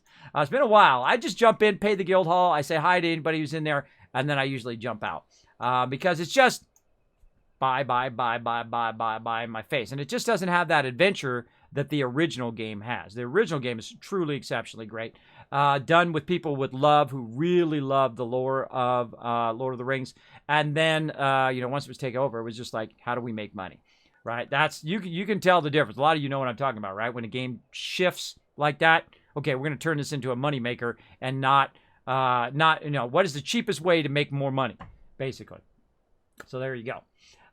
Is Kismet a fan of Mass Effect series? I've watched a lot of Mass Effect. I've actually not got around to play it. It is on my list of games to play. I'm only one person. I only got so much time in the day. All right, let's go jumping around looking for some ammo. Now, I'm going to look for the person who's got the most ammo. Holy moly, look at all that ammo there. I'm going to go look for the person with the most ammo. What I'm trying to do, look at this beautiful shot I got here. Beautiful shot from up above. Is to go and try to collect a lot of shotgun ammo, because we're going to be doing a lot of raiding. And when you're doing a lot of raiding, you need a lot of ammo. So instead of making it myself, I'm going to run up here and buy it from somebody else. Here we go. Not too sexy on the vending, but that's okay. That's okay. What do we got ammo-wise? Nothing. Notes. We got anything in there? See, I'm looking for stuff for my base. I'm not really seeing it there. Let's try this other one. What do we got here? Oh, hello, shotgun shells. I'll be taking all of that. Oh, I can't. I don't got enough. Don't got enough, but I'm going to take... Let's take 25. 25. Uh-oh. Actually, let's take 2,000. This way we'll have 2,250. We'll come back later, and we'll buy the rest. Oh. See, look. Now, I don't have to go around, collect all that loot. I don't have to go around collecting all of that stuff. Boom. I just got it. I bought it from someone else, and that's why the player vending is an absolute home run. It is awesome, especially when you're in the higher levels. I have no problem with those ads as long as they add a checkbox to never show them again. Yeah, you can't do that. It's really annoying. If they make a tab in inventory, see what you can buy, that's okay. You know what I never have a problem doing? I never have a problem buying cosmetics. Guild Wars 2. Incredibly fantastic game. Another great base game. Definitely want to check that one out if you haven't played that one too. Great storyline, great combat, great progression of your characters. The stories are very well woven in whatnot. It's its own whole entire story. And as you go through, you feel like you're getting your money's worth, right? And I got my money's worth 10 times over in that game. It was like $60. So I spent hundreds of dollars on top of the game buying cool katanas that were red and red outfit with the gold and, big helmets and all sorts of cool stuff to pimp out my character. Because sometimes I'll spend 4 hours looking through my cosmetic stuff. I'm that guy. I won't even spend 4 hours in real life going through my clothing and all of that. But I'll spend it in game just to make my character look epic. And I have zero problem doing that, right? Zero problem buying DLCs. I have zero problem buying cosmetics. That's okay. It's, again, when they make all of my hard work useless, that's when they've failed. Big time. Yeah. There we go. What was the other thing? Inventory tab. Oh, the other thing I was going to say was I have no problem also purchasing more storage space. Right? That's something that I always feel is worth it in any game, is to get more storage space. And that's something I'm doing WoW straight away, because we're gonna fill up our inventories like this at the very beginning. So we're gonna work on that right away, right? One of the first things we're gonna work on, getting the guild set up. One of the second things we're gonna work on is, of course, getting everybody some bags so they have enough room. So we're going to be working on it as well. And of course, we'll also coordinate our crafting. So if I'm, say, doing doing cloth, that somebody else is doing, making weapons, and somebody else doing stuff. Because I want everybody to feel like a vital part of the team. If this guy says, well, I'm going to do everything. I'm going to have characters and they're going to be everything and everything. Or if I did that as the leader, oh my gosh, don't do that as a leader. Don't make people feel like they're not important in the group. I feel it's the coolest thing when you're a weaponsmith, I'm an armor smith, this guy's a cloth guy, this guy's the leather worker, this guy's doing this, and he's like, oh, you're working on leather? Well, here's a bunch of leather stuff. And they're like, oh, you're working on weapons? Well, here's a bunch of weapon stuff, right? Oh, I found some more. Here you go, here's some more. Oh, really? Here's some leather, right? And then they're building up their crafting, you're building up your crafting. I'm telling you, it skyrockets you. It skyrockets you when you're working together with other people who are just like, this is just stuff to me. And it's not, oh, well, I got to keep this, and I got to keep this for me because I want to make all the money for myself. I'm telling you, that kind of exchange between guild members, it just raises everybody up. Everybody goes up together. And that's what's so great about it. And that's the type of guild I like to do. Does anyone have Pure Crimson Flux? I just saw it, Ultraviolet Ways. I just saw it in that last server. I'm sorry, bro. Go to wherever Jay is. Whisper Jay back there. Jay, whisper him. Or say something in the chat for Ultraviolet Ways. Whisper him in the chat. And tell them, hey, come on to this server, friend each other, then jump on his server and jump around, because I saw a bunch of it. It was a bunch of it for sale. But I'm on another server now. Otherwise, I would just have you friend me, and I would do it. Speaking of friends, hold on. Let me get my friends in here. I forgot to friend the other day. People adding me as friends, and I'm fail fishing it. Because it was broken. This friend thing is really broken. Oh, did it add? Where'd my friends go? I have a bunch of friends to add. Maybe it finally added them. No, I had a bunch to add. Huh. They're all gone now. Did they time out after a bit? Or did they just add in? Huh. I had a bunch to add. Now they're gone. Well, if you added me as a friend, my name is Kismet, Kismet. Add me again if I don't already show as your friend. I have a lot of friends. I have a lot of friends in this game. Good to have friends, right? Good to have friends. All right, so we're going to come back here. Again, where's this at? I am right here at I Hate Work. I Hate Work? Is that what that is? I Hate Work's camp. He's got lots of shotgun shells there. All right, so now we got to make some money. So now I have 250 caps. So let's go make some caps in the wasteland. Of course, the way I like to do it, the super easy way, is just jump right over here to Sylvia Homestead. Now, of course, I could be using also vending at my thing, and I probably need to get that going because if we're going to be doing rating, we're going to need to start bringing in that income, right? Which means we should be selling our excess legendaries. We should be selling all of that stuff. Now, I trade all my legendaries in. And the reason why I do that is so I can have a shot at the 3-star that I'm looking for, which currently the 3-star that I'm using, my favorite shotgun in the game right now, is this one right here, which is the explosive shotgun. It does 30% damage to Mirelurks and bugs, which is great for that instance that we did, right, for Vault 94. Bullets explode for area damage, which cripples mobs as well, because I use my shotgun perks to cripple the mobs. And of course, that rush that they do at you, which is usually how you take the most damage, it stops that rush. It basically cripples them all. Then they're down on the ground, and the melee or the range can just wipe them out.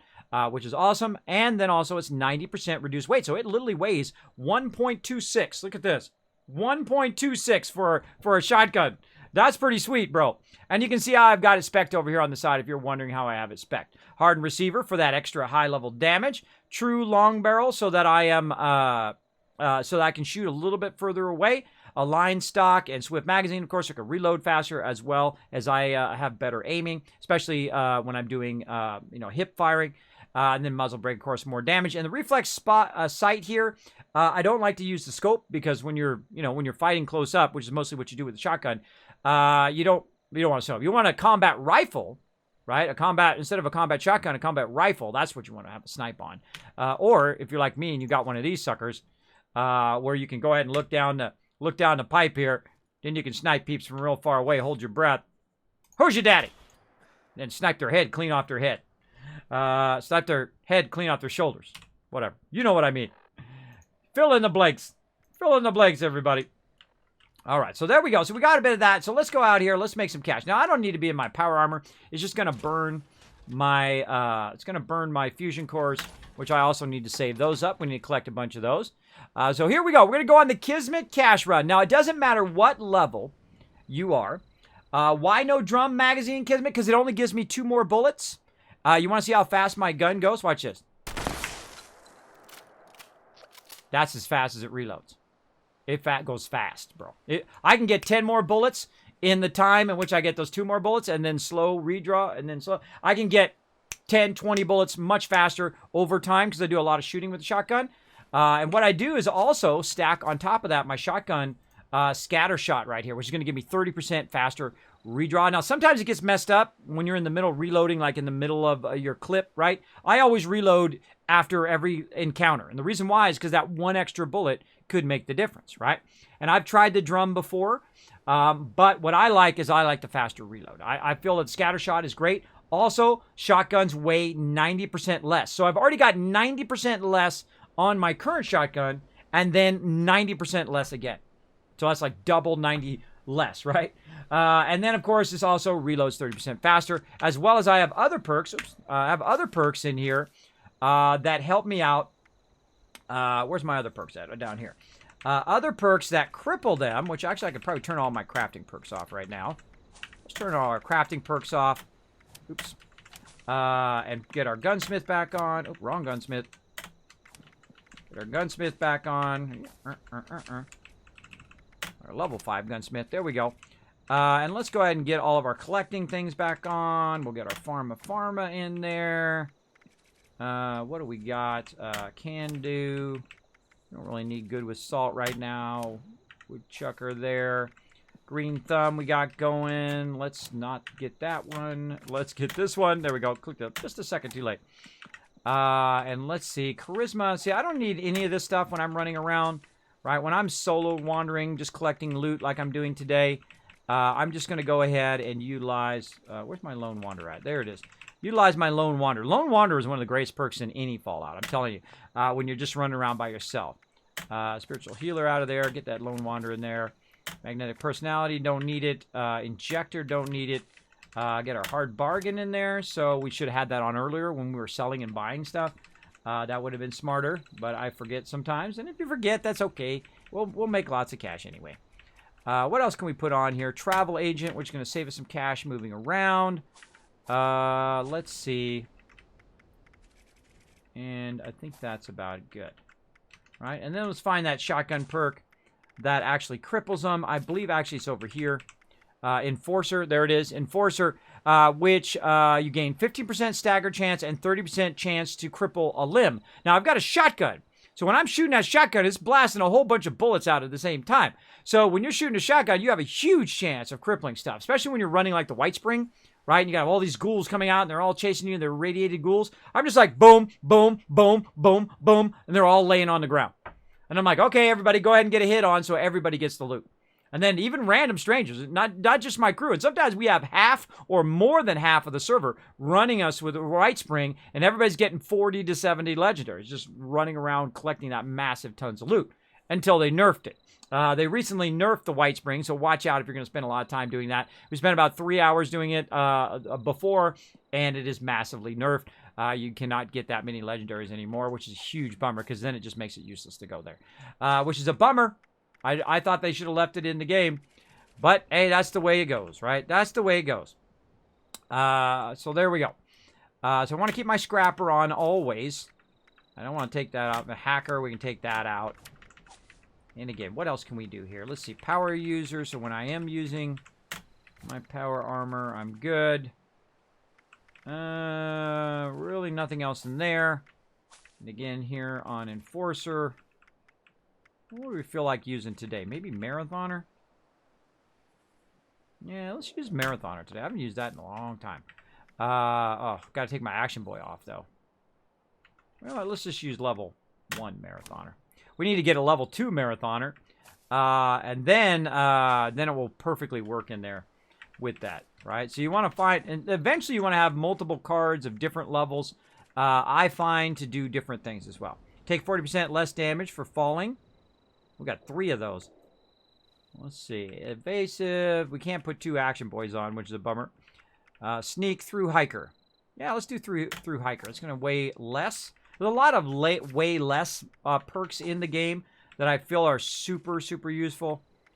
Right now, see, the Charisma line is very team-oriented, which I really love because I use a lot of Charisma on mine. Let's take Rejuvenated out of there.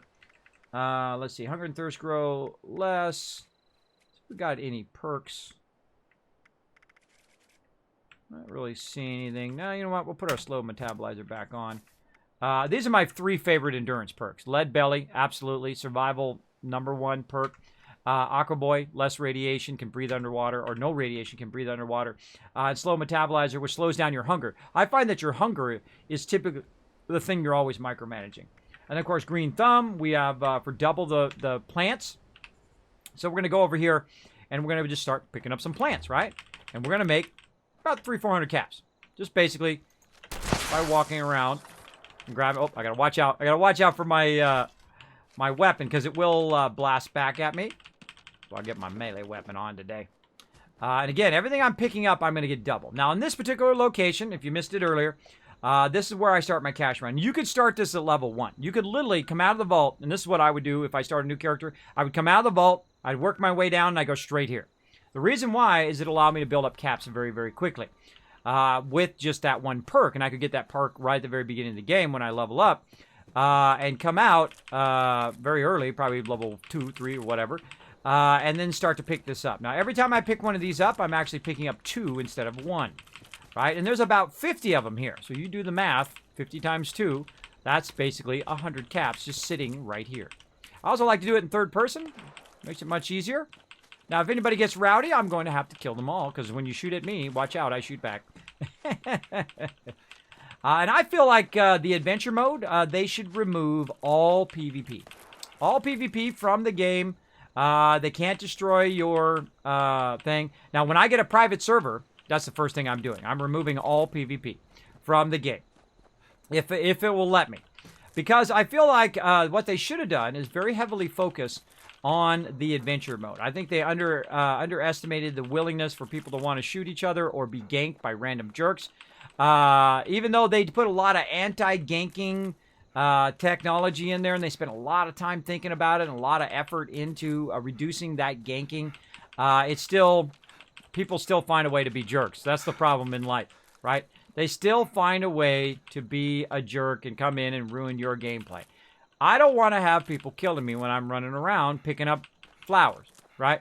That's lame. That's a lame way of gameplay. That's not my style of gameplay. Now, some people like that. Some people like, hey, man, oh, I got ganked by 10 people the other day. I was level 5, and they were level 50. Right? Oh, man, I love that. I love it being completely unequal and dying to people who completely outmatch me. You know, some people are like, you know what? Then I went in and I spent my whole entire time building up my character so at some point I could go back and seek revenge and kill them. Yeah, that's what you did? That's what you spent all your time doing? You spent all your time doing that. Just getting strong enough to go kill somebody else. Well, you spent every bit of your time doing that. I feel like that's a huge waste of your time, but hey, it's your game. You play it however you want.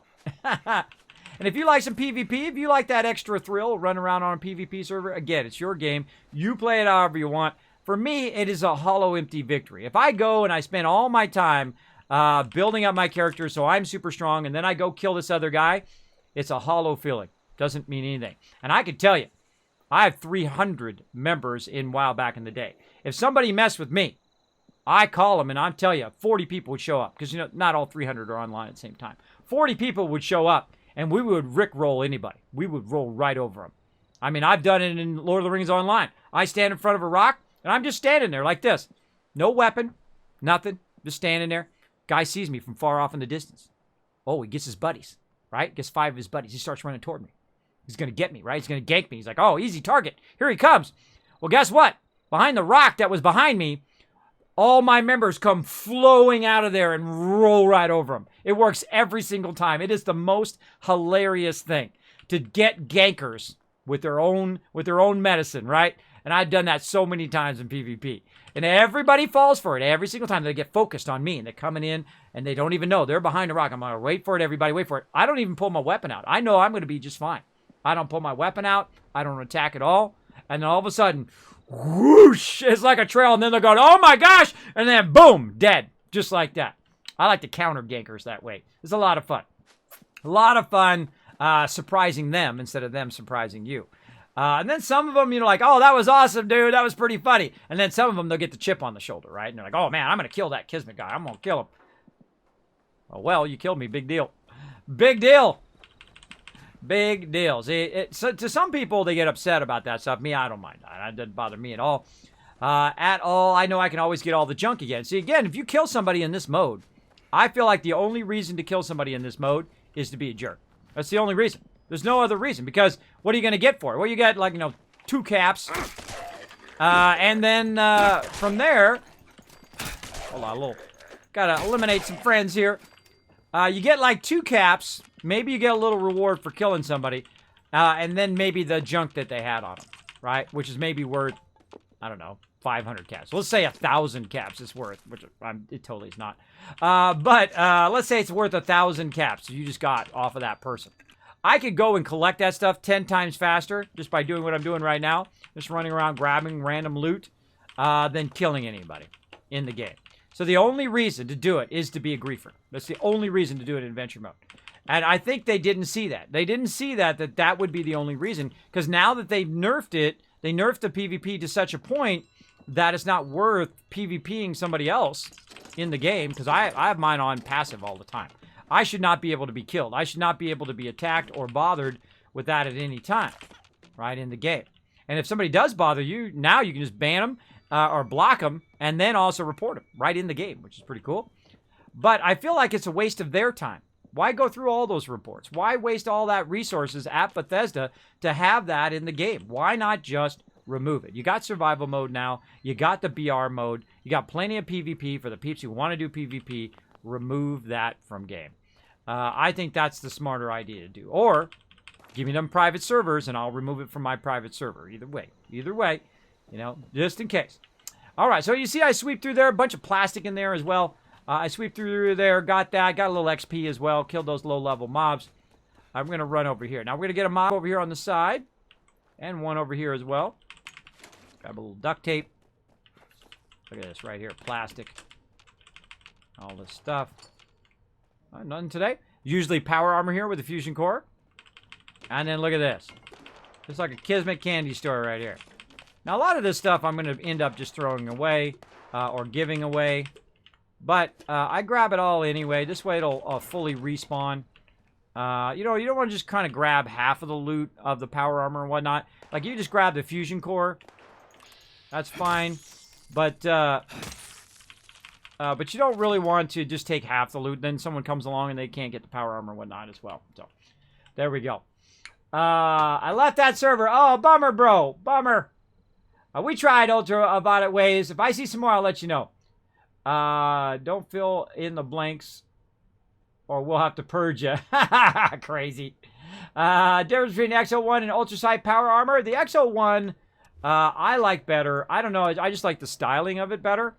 You know what? I got rid of my ultrasight armor, so I can't tell you the stats. I got rid of all my other armor. I had excavator armor as well. But I got rid of all of it because this is my favorite armor. That's why, not because of the points. But it does have a lot of higher stats in this power armor than other power armors. But the thing I like about it the most is the jetpack.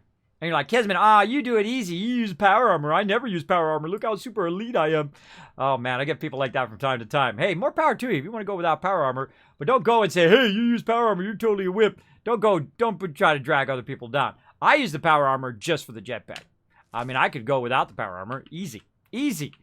Build up, a big old set, or you can go bloody set or that stuff without your power armor. And then, of course, gear out all of your armor. And so can just about anybody in the game if they so chose. Right? So the reason why I use power armor is the jetpack. This is my favorite thing. And I love the style of the XO1. It's my favorite. It's my favorite in the entire Fallout. Though the ultrasight armor is awesome, I don't want to spoil it for you. You will get some in the game. Definitely. So wander around, do those quests, everybody. Get it going on. PvP should always be an option like they did in WoW, Kismet. That's right. That's right. I'm telling you, that's the way they should do it. Like, I'm on a non-PvP server, right? I actually started on a PvP server in WoW. I was running through Stranglethorn. Got ganked by about 5 people. I'm just a little low-level noob in Stranglethorn. Doing nothing. Here comes the high levels, right? High levels come running in, gank me. For no reason. Just some dude picking up pages, doing that quest. I'm like, wow, that's kind of a jerk thing to do. But I'm like, all right, whatever, I'll go back and do it. Guess what? They're over there killing everybody. Just everybody. Killing everybody over there. For no reason. Just because they thought it was funny, right? They thought it was funny to discourage other people from playing the game. Because when you do that, when you go as a high level and you kill a bunch of low levels, because that's like zero effort and 0 challenge, then you discourage those people from continuing to play the game. So later down the road, you might have met a great friend or something like that. I don't like to discourage people to discourage them to play any game. And I feel that's what it does when you allow people to kill really low levels. Now, of course, if you give them like, level 10, level 15, then they go to PvP, that's fine. That's fine. That's good in a PvP level. But if you could kill somebody who's level 1, who's wandering around the newbie zones. And by the way, they had that in Lineage, by the way. They had it where you could go in and kill people who literally started the game. Who just started the game and who are trying to learn the game mechanics and trying to say, okay, well, how do I do this? And how do I get armor? And where do I go? And where's the vendors at? And all of that. And you're over there killing those people. Those people don't want to play. I've had people tell me that. Kismet, I don't want to play this game because every time I log in, people try to kill me. Right? That's not cool, bro. They told me that in WoW many times. WoW, Lineage, what other games have PvP and get ganked in? A whole bunch of other ones. A whole bunch of other ones. You guys can name some in the chat. Lovely Laffy. Hey, Kismet in chat. How's everyone doing this fine day? We're making some money. Okay, so we picked up all that corn. We went and got that loot. We also went over there and checked to see if there was some power armor to get some free fusion cores. Now we're really going to make some money. We're going to go over on this side over here. Now, again, there's so much loot here that just in one pass, this is about 1,000 caps just right here. Because if you go in and you loot all of this as well, you could really get it going if you wanted to. Oh, I hear some ghoulies. I can always hear their tap dancing. Come on, little ghoulies. See? See, I called it. Come here. Now, that noise is a camp, right? PvP camp. I think they should make this like settlements, where you can claim the settlement while you're on the game. And then when you log off the game, then someone else can come and claim that settlement. I think that would have been a much better idea. I like the idea of getting the different locations. It's a great way to integrate settlements into 76 without it becoming a PvP fest, right?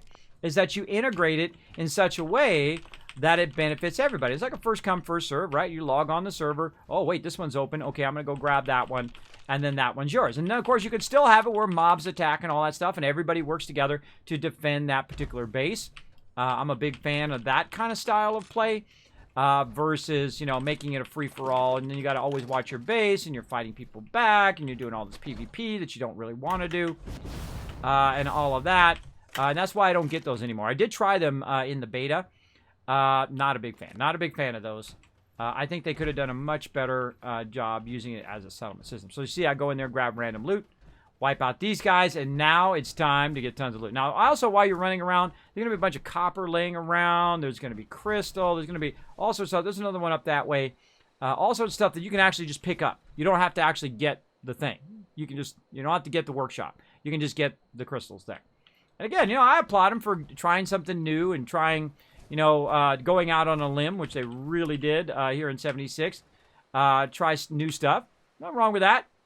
But, you know, when you go and you do it and then nobody likes it, then that's when you take it out. Oh, no. This they need to fix, too. This is me stuck in my power armor. Now I've got to quit the game. Though I can't quit the game because I can't hit escape. And I can't hit tab. And I can't do anything else because I'm locked in my power armor. What if I hold down E? You get back in the power armor? Nope. Spacebar. Tab. Up. Enter. No. So this is the biggest bug in the game right now. I thought they might have fixed it in the last patch. This is the biggest bug in the game when you get out of your power armor and you're stuck. You can't do anything. This could cause you to die right here and then drop all your stuff that we just picked up. So I'm going to have to tab out. I'm going to have to close that up. I could also say Alt F4 as well, which actually forces the game. That actually closes the game, where Alt F4 force closes the game. And here we go again. Here we go again. Let's get in there. Cannibal perk lets you eat someone down with no repercussions instead of stem packing them. Oh, yeah. Yeah, you know who does that? Raz does that. Raz has that. It was funny. I was playing on PS4 because I play on all systems. I play on PS4, Xbox, and I'm currently on PC here. So I play on all systems, and we were running along, and then all of a sudden, Raz started chomping on somebody. It's pretty funny. Pretty funny when somebody does that. That's right. Exactly. Exactly. PvP should always be an option, right? Main town in a while, level 20 and level 60s battle for the city. Yeah, there's nothing wrong with open world PvP when it's set by zones. You know who did that really good? Star Wars The Old Republic. Star Wars The Old Republic had PvP zones. So if you go into that zone, PvP is on, baby. Right? It's in the open world. Same thing in WoW back in the day. I actually did world PvP on a non-PvP server. Because you would go into these open zones. And then, of course, you'd have this big, gigantic, awesome battles. Because you chose to go there. And, of course, they also have the battlegrounds you can go into. Like the Alterac Valley, right? Which you do the 40 on 40, which is pretty awesome. Let's try another world. Now I got to jump around worlds just to get my camp back. Let's do that a little bit. Or you just make the game will be discontinued down the line. There you go. I'm doing good, lovely Lavi. Thank you for being here. I got my names reserved for WoW Classic. Kismet, I can't wait to play with all you awesome people. Lovely Lavi, here's our goals. Here's our guild goals right at the very beginning. I'll get you started. We're going to, of course, get in the game. And we're going to get on s.p.e.c.i.a.l. s.p.e.c.i.a.l is our server of choice. I've invited my entire guild. Now, are all 800 of them going to play? Probably not. I would say about 90% of my guild actually continued to play WoW after I left about 12 years ago, and they've played it all the way through. So they're probably burnt out on it. I seriously doubt many of them are going to come back for Classic, but I'm excited for Classic. I haven't played in 12 years, so for me, it's like brand new again. I haven't played WoW since it was Classic. At the very end of Classic, before the first expansion, that's when I moved on, went to something else. So I will be on s.p.e.c.i.a.l on the Alliance. Now, I do have a hidden Horde character because everyone says, Kismet, go Horde, for the Horde! So I did make a Horde character. So I will try that. It's on a different server, though, because I don't feel it's right to have both a Alliance and Horde character on the same server. That's just me. It's your prerogative on you. But I feel like it's kind of cheating because someone could just go into the battlegrounds and then say, hey, look, this is what's going on, and then switch over to their other character. No, I feel like that can be very easily exploited. So I don't like to get involved in that at all. So I did put my Horde character on another server, which will be just running around, seeing what it's like from the Horde perspective, because I have not played from the Horde side, which is pretty cool. as well. So I'm on a PvE server called s.p.e.c.i.a.l, and you guys can come and join us. And you can, by the way, on PvP servers, you can have both Horde and Alliance. If you choose, you cannot do it on PvP servers. That's where you can't have the same. I'm not on a PvP server because PvP servers are full of people who just want to ruin other people's fun most of the time. There are some really fun PvP out there, though. I have seen some people who are really nicely matched, just meet each other out there, or you have the duel function, which is really fun. I find the duel function to be incredibly helpful, by the way, as a guild leader, for you guild leaders out there, is for people to practice skill rotations. And by the way, you want to know why I got started as a streamer? You want to know why I was streaming on Justin TV when it started way back in the day? Not to become a streamer like this, not to do what I'm doing now.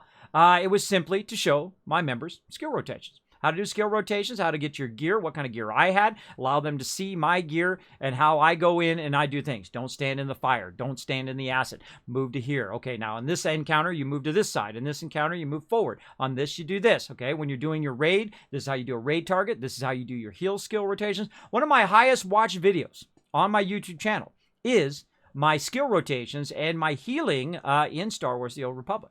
As I talk about healing as an art, as opposed to just a 1, 2, 3, 4, 5.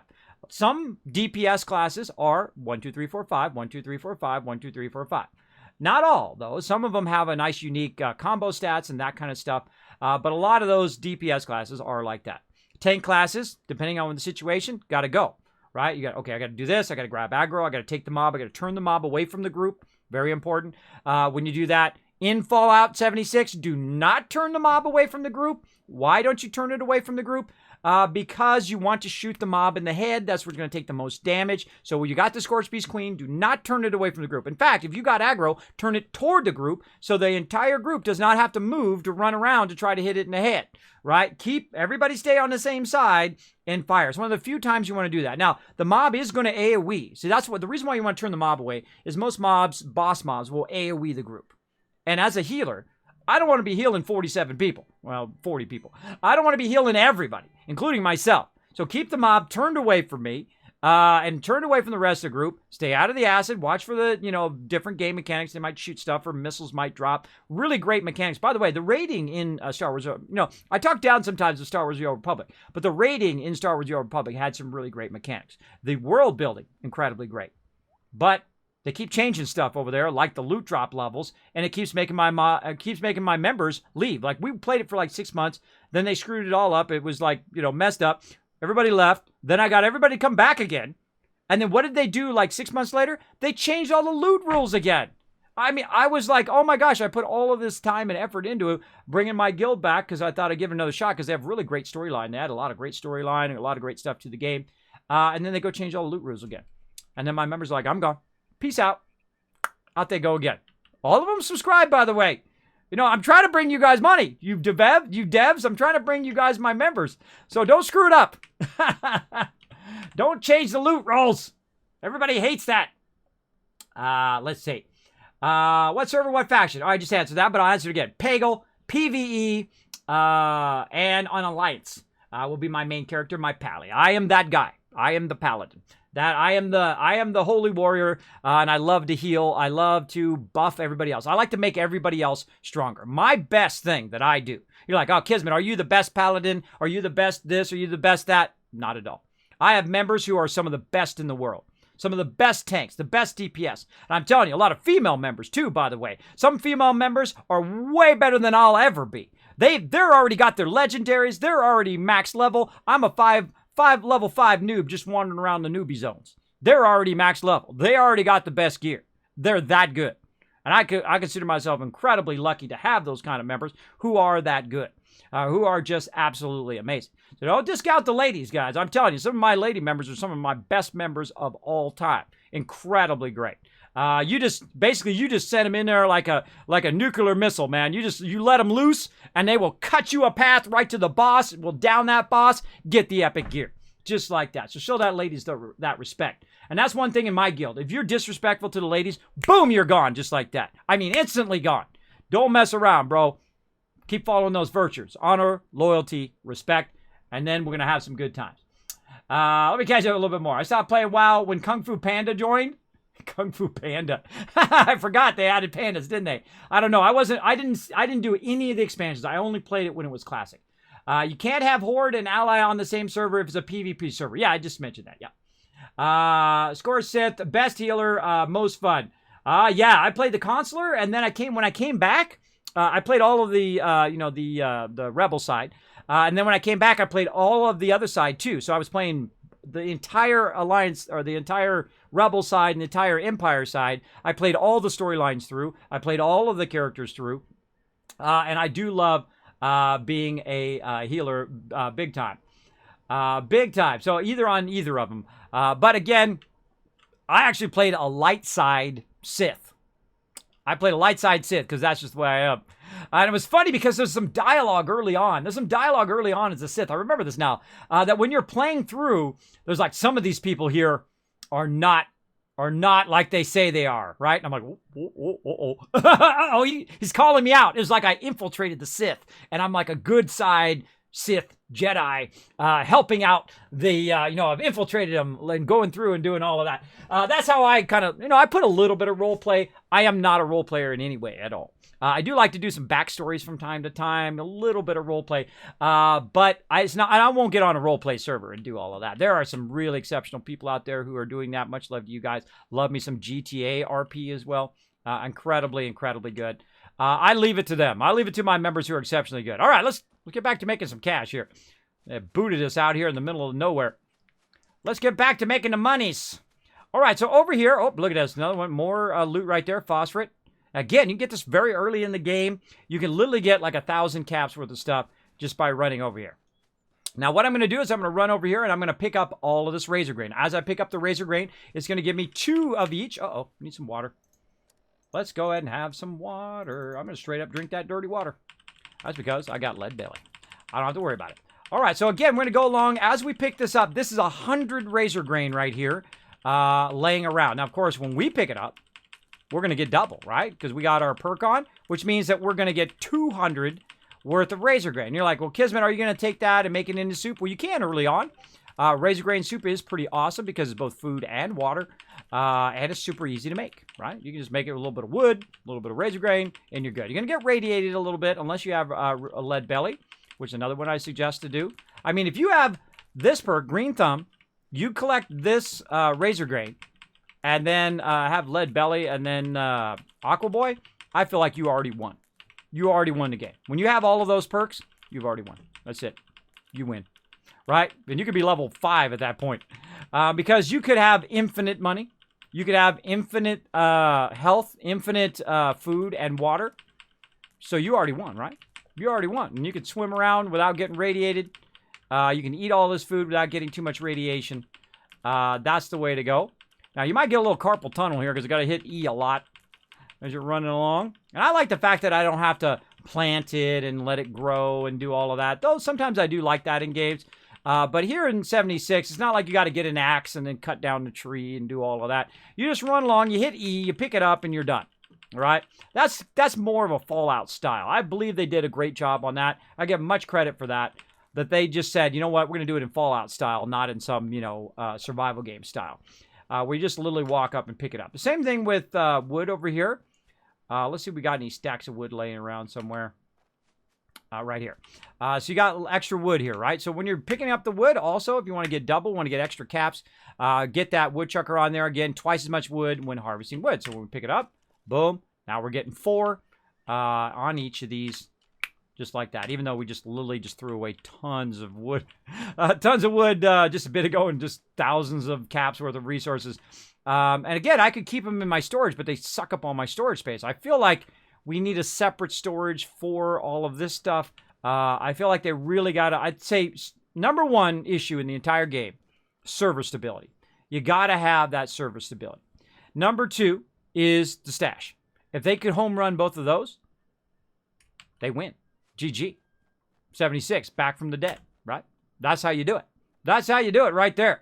Those you should be having the alpha team on that. You should have your number 1 best peeps on that. And if you don't got number 1 best peeps, you should be bringing in number 1 best peeps. That's what you should be doing. Server number 1, stash number 2. Absolutely. If you came in and said, guess what, everybody, we increased the stash to 10,000. It would be like, oh my gosh, hold on, let me go play some 76, right? That's what you do, right? Or we found a way of making it more efficient. Or we added Kismet's idea of allowing you to bulk stuff and reducing the size of stuff. We went through, we rebalanced all of the weights of all of the stuff because it's too darn heavy. A lot of the items are too much. They're too heavy, and that's what fills up your stash, right? That's what they should be doing. They should be balancing that out. I feel like if they did that, GG. They win right there. That's how you could, we got wanted. Dishonesty. Oh, boy. See, I see somebody like that. Watch this. Later. I just jump out of there. I'm out of there. Let's see. Can you tell me an honest opinion about 76 and how it compares with Fallout 4? Absolutely, Karam. You will always get the honest thing here. Even though I am sponsored by Bethesda. I'm a partner with Bethesda, as well as Bethesda Gear, which you can actually click that affiliate link and get some epic stuff, like this cool backpack they sent me. Oh, hold on, I need my sound effects. Hold on. Check it out. Awesome, right? They sent me 4 of them for TwitchCon. That's right. If you missed it earlier, I was unboxing that earlier. We might do that again when we transition to the next game, No Man's Sky. I may show that again. But full disclosure. So there you go. Full disclosure on that as well. So I think Fallout 76 is the lowest of all the games. It is, if you ranked them all, I would say 76 is at the bottom. Compared to Fallout 4, incredibly great. Because it's basically Fallout 4 with friends, right?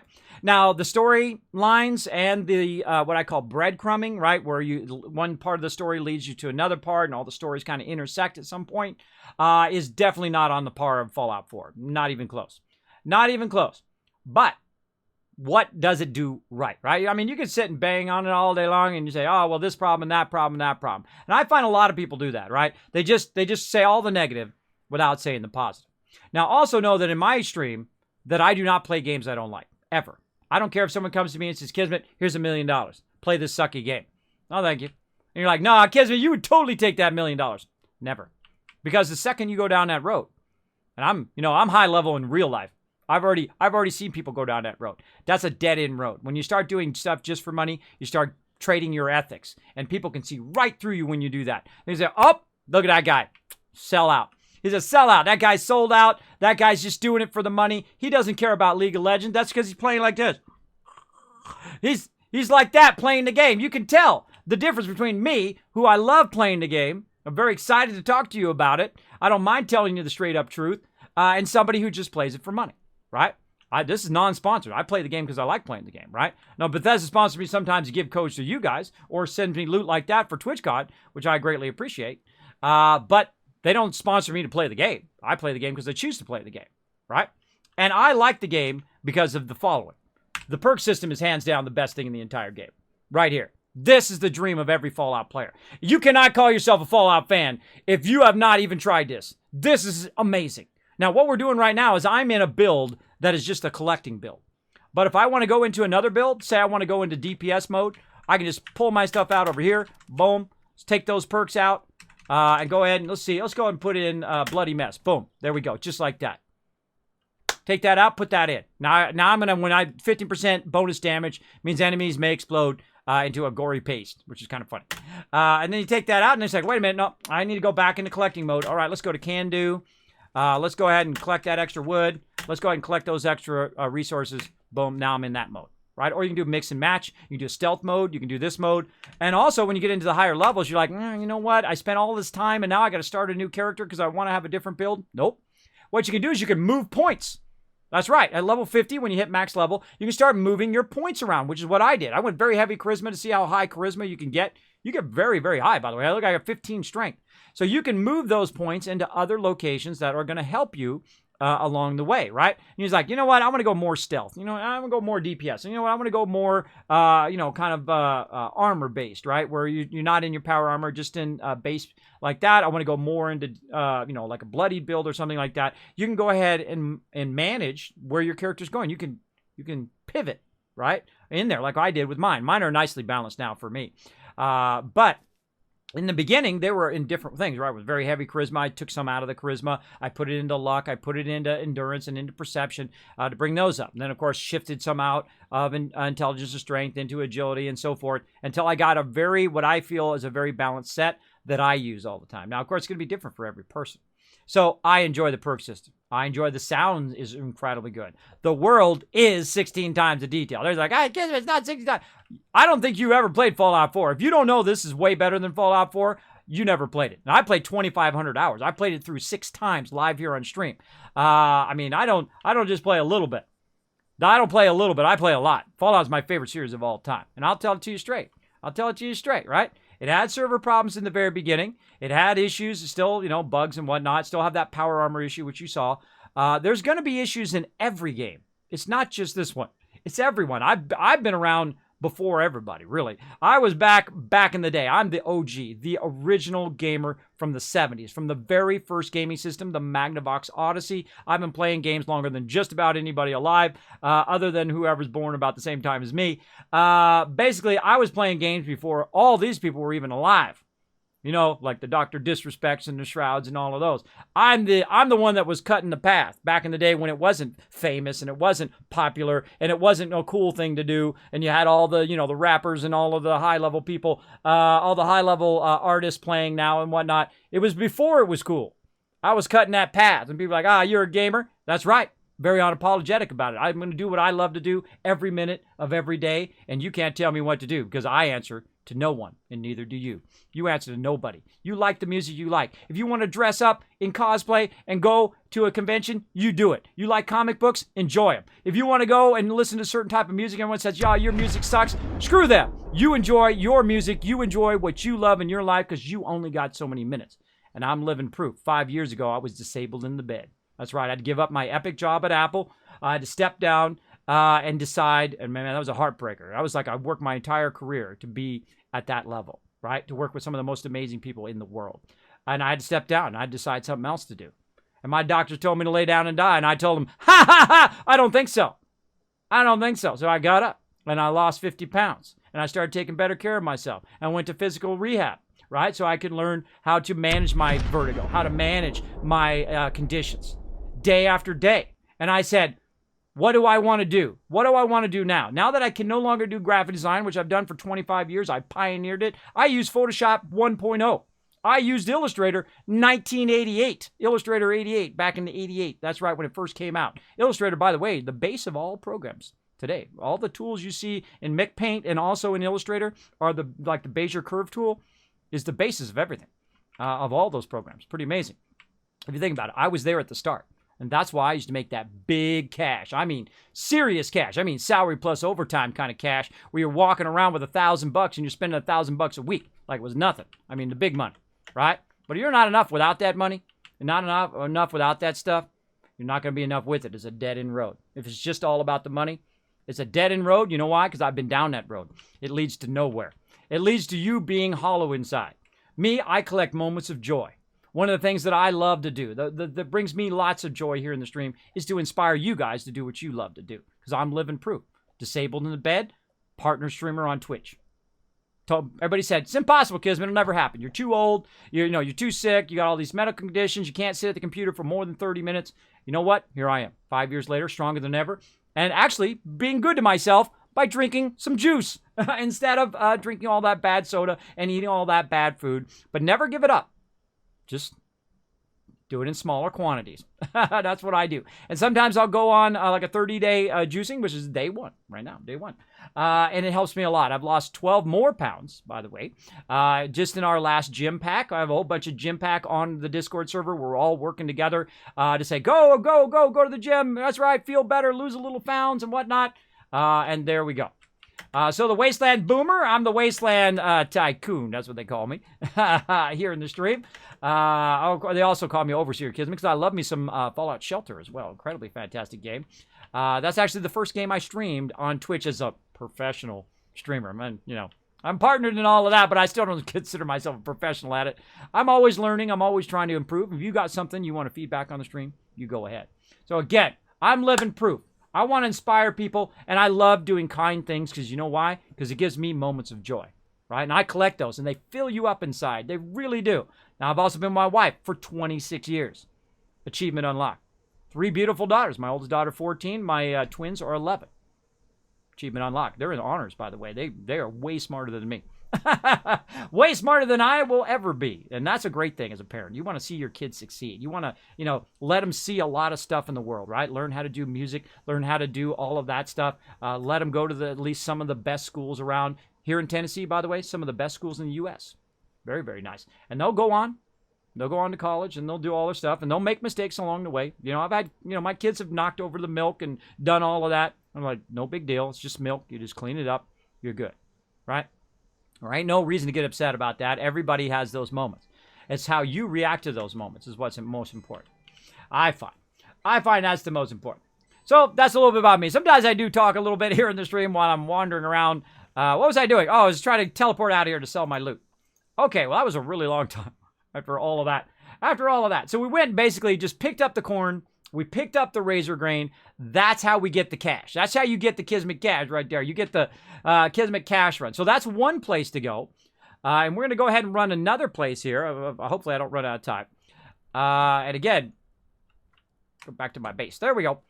See, my base, conveniently, where I can travel to it for free, it happens to be right by the vendor, which is very nice. So I can just run to the vendor. Now, you only get so much vending a day. And another home run they did the game is they combined all the vendors together. So now you have 1,400 caps. You can go to any vendor. It has a max of 1,400 caps per day. So you can go in and just max it out you don't have to go to every single vendor, which you had to do before. You have to go like on a vendor run every day. That kind of sucked. And then they listened to that feedback and they added it to game. Now, again, I give them huge credit. Even though, it was rough at the very beginning. Watch this. Boom. This is what I give them the most credit for. Because they communicate to their players. They're gamers who make games. And they said, oopsie, let's communicate to our players about what we're doing. This I give any developer who does this, right? Who says, oh, hold on, we're working on it. We're working on the bugs. We're going to bring new content. We're going to bring all this stuff out. We're still committed to it. We're going to deliver on it, right? That I give huge credit to. No Man's Sky. Rough launch, right? Super rough. Then they put their heads down, came out with the next update. Incredibly great update. And then they came out with the Beyond update, which is even better than the next update, which is amazing. Another home run that they did. Same thing with Sea of Thieves. Now, I don't play Sea of Thieves, but I love to watch other people play. I just don't have enough time. And it's not my style of game. I don't like to sabotage other people's fun, right? So if someone's going around and they're collecting their chest and they spent 2 hours doing that, and then I come along and kill them and take the chest, I feel bad. I feel bad for doing that. And of course, that's part of the game mechanics. And you got to go, when you go into that game, you got to know it, right? Now, again, we don't have to all like the same games. It's okay if you like the game, if that's your style of gameplay. You go ahead and go ahead. It's your game. You can play it however you want. For me, I feel bad when I do that, when I sabotage other people's fun, right? They're like, oh, I finally got the chest after, 4 or 5 hours. And then you're like, sorry, bro. All right, let's go ahead and sell some corn here. There we go. 138 for that corn right there and 214 right there. Notice how we got a little bit extra there, by the way. We got a little bit of extra on that 214 there. Very nice because we got our caps collector on as well. And then, of course, we got all this extra stuff that we picked up, right? We got all this aid stuff. We can sell that. Let's go ahead and get rid of that. We don't need all this stuff. Not my radish. The diluted ones. Get rid of those. Rad roach meat. Now, of course, what we could have done with the rad roach meat and all of the food is we could have crafted it to try to get double of it. And then when we sold it, we would have got double the caps. That's a way of doing it now, but I just feel like just throwing it away. Now, of course, the stuff I want to keep has already been tagged. See the little magnifying glass? That stuff I want to keep. All the rest of the stuff I want to get rid of. And it's kind of tricky to do, but we're going to go ahead and see if we can try to keep the ones we want and get rid of the other ones until we basically run out of caps. We've already done 1,200 caps already. And just a little bit of time we've been playing because I've mostly been running around talking. But that's the way it goes here. All right. Now, sometimes what it does, it loves to jump up by one, which really bugs me. So I kind of have to watch sometimes to make sure it doesn't jump up by that one. And you're like, well, Kismet, that's a bunch of resources. Well, the biggest drawback of this game is the fact that, other than the server stability, is the fact that you don't have a lot of storage space. So saving all of this is a huge waste, right? It's a huge waste to save it because then I can't put anything in my storage. I can't use my storage. I can't put legendaries in there, which is what I really want to save. I can't save ammo or any of that other stuff. So I have to make the hard choices and say, okay, well, getting rid of all this stuff, right? Even though in Fallout 4, I would save all of that. And the reason why is because at the end of Fallout 4, when I get toward the end of it, what I do is I go in and start doing mega builds. I start building gigantic towers and gigantic stuff. You can see it on the Discord, which is right here. Or you can see it on the YouTube right there. If you want to see some of my massive tower builds, you want to see my tree houses and all my other cool stuff like that, feel free to go in and check that out.